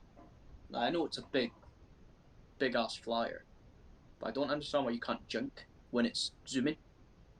I mean, it's still going to be supposed to be like thousands of feet above you. Do you know what I mean? If you're not going to let it jink, then it needs to be better armoured than 12. Because it's a giant hunk of metal. So it's not like a wee tiny little engine it's got. It's got these massive engine blocks on it. So like I think that, and the fact you can't kill it in one hit unless you're hitting it by D, like all that stuff should accumulate into it being like armor 13 all round. Yeah. So that's harder to kill. Or you let it jink and keep it at armor 12 all the way around. Yeah. So I don't. Yeah, it doesn't. Strange. It's clearly some sort of like we don't want everyone to be like taking a Thunderhawk and having it spamming big templates on people. Yeah. But no one's gonna. They're too expensive now. Like I think when they came out, they're about 325 quid or something like that on year one. Now we're at like 475 or something like that. We've gone up loads. Anyway, that's a separate matter. But I just don't think how many people in the chat would you buy, like if they fixed the no, it's not 495, is it? If they fixed the rules and the rules were good, would you buy one? I would. If they were good. Yeah. I think. Unless they overcharged me. I'm gonna look it up just in case you're lying. Anyway, you carry on, Richard. Tell us why you buy one if they were good. Just, do you know what? It's just such a cool looking model, and it's iconic. It's 499 now. It's gone on £4. £4 you got a steal? No, it's because he used his £5 voucher from Warhammer Plus. That's what it was. No, do you know what? Like, you see the Thunderhawk and the Mastodon, as much as I don't think they're very points efficient, they're some of the coolest models you can buy if you've got the money, I think. And one day I will buy a Mastodon. I think they're great models. And just even for that sole purpose of owning one and running one every now and again, you don't always have to run the best points efficient list, you know? Yeah, but that goes back to that sort of us trying to do this, like the big game we want to do, and not giving a shit about the ins and outs of the, like, I'll take my, like, we'll play a 10,000 point game and I'll bring my Stormbird, my Thunderhawk, my Warlord, and that's like half the points gone already, and then I'll take 5,000 points of just pure infantry to run around them, and we'll tell each other what our lists are in advance so that there's like, not that I want list tailoring, but like you need to be capable of dealing with that, like, because when you're playing at a massive points level, if I just spam nothing but super heavies and you brought nothing but infantry, it's going to be a really short shit game. So I think at that level you are having to basically be like, I'm thinking about running this, I'm thinking about running this, let's compare. You've probably got more anti-tank than I do, like, let's have a conversation about what we're taking. Yeah. And I feel like that's my future of wargaming. I think that's I think I was chatting about a Necromunda campaign with James yesterday, and I was talking about like moving more into the sort of accepting the stupidity of like a game. Like when you look at Necromunda, like my gang, I get shot, falls off a ledge, falls to their death. That's life in the Underhive, and accepting it, and trying to build a narrative 30k experience where you'd be like, okay, you just vaporized 20 Marines. Now in the narrative, you'd probably say they aren't dead, but like they are mortally wounded, or they're getting carried away by apothecaries back to get revived, and it's not like, you have to look at it that way of it not being like, no, they're definitely dead. Because if you killed 20 Marines in one shot, you'd be like, oh, this is really bad. This is, like, even by 30k standards, that's bad. Baking in the narrative is really important, I think, when you're running events, especially a big one like we've never really done anything about it, but it'd be good to do it next year of having the big fortress. Is that visible? You can just see the gate there. Yeah, it looks good. Fighting over that would be quite cool to do. But maybe that's like, you buy a Thunderhawk, you want to use it as much as you can. It's then having those conversations with your pals of saying, I am running my Thunderhawk in this game, hoping that your pals are nice enough to not then spam Fury of the Legion and blow up. Yeah, maybe that is that's probably the way to approach them things. Definitely. Yeah, I think so. And I think that's it. We've kind of got to the end of the stream, so that was a little bit over where you wanted to run away, but it'll be the same as always. I'll get the Discord link if I can grab it. I think you're all in there anyway, so overkill spamming it again, but I can do so. So it'll be on there for a wee bit. And if you're not coming on, well, I'll just say it now anyway, because it's easier I'll forget, or I might not speak to some of you guys. So This is December. There won't be another one till January, so have a Merry Christmas. Hope you get Yeah, all the have a things good that one, you guys. are looking for. I'm sure I'll speak to you all before then anyway. I'm planning on doing more streamy things over the Christmas holidays, like maybe a hobby hangout or something. Doesn't have to be streamed, but once you get affiliate status on Discord, they don't on Twitch, they don't take it off you again. So that's kind of my chance to try and get it, and then not think about it. I'm never going to make money out of this. I don't really want to, but they're good to get it while I can. But probably do a bit more like the Discord hangouts on the chats and stuff, because I would like to get a bit of hobbying done over the holidays, and I get quite good holidays at my work. So hopefully Santa will be very kind to you all, and just enjoy it. I know it's early, just in case I don't speak to you. So thank you very much. Great. Thanks for coming. We will. Well, I'll be on. I don't know if Richard will, but I'll be on the Discord. I might not be on straight away, but I'll get on at some point. So sounds good. So I'll speak to you then. Cool. Okay. See you later.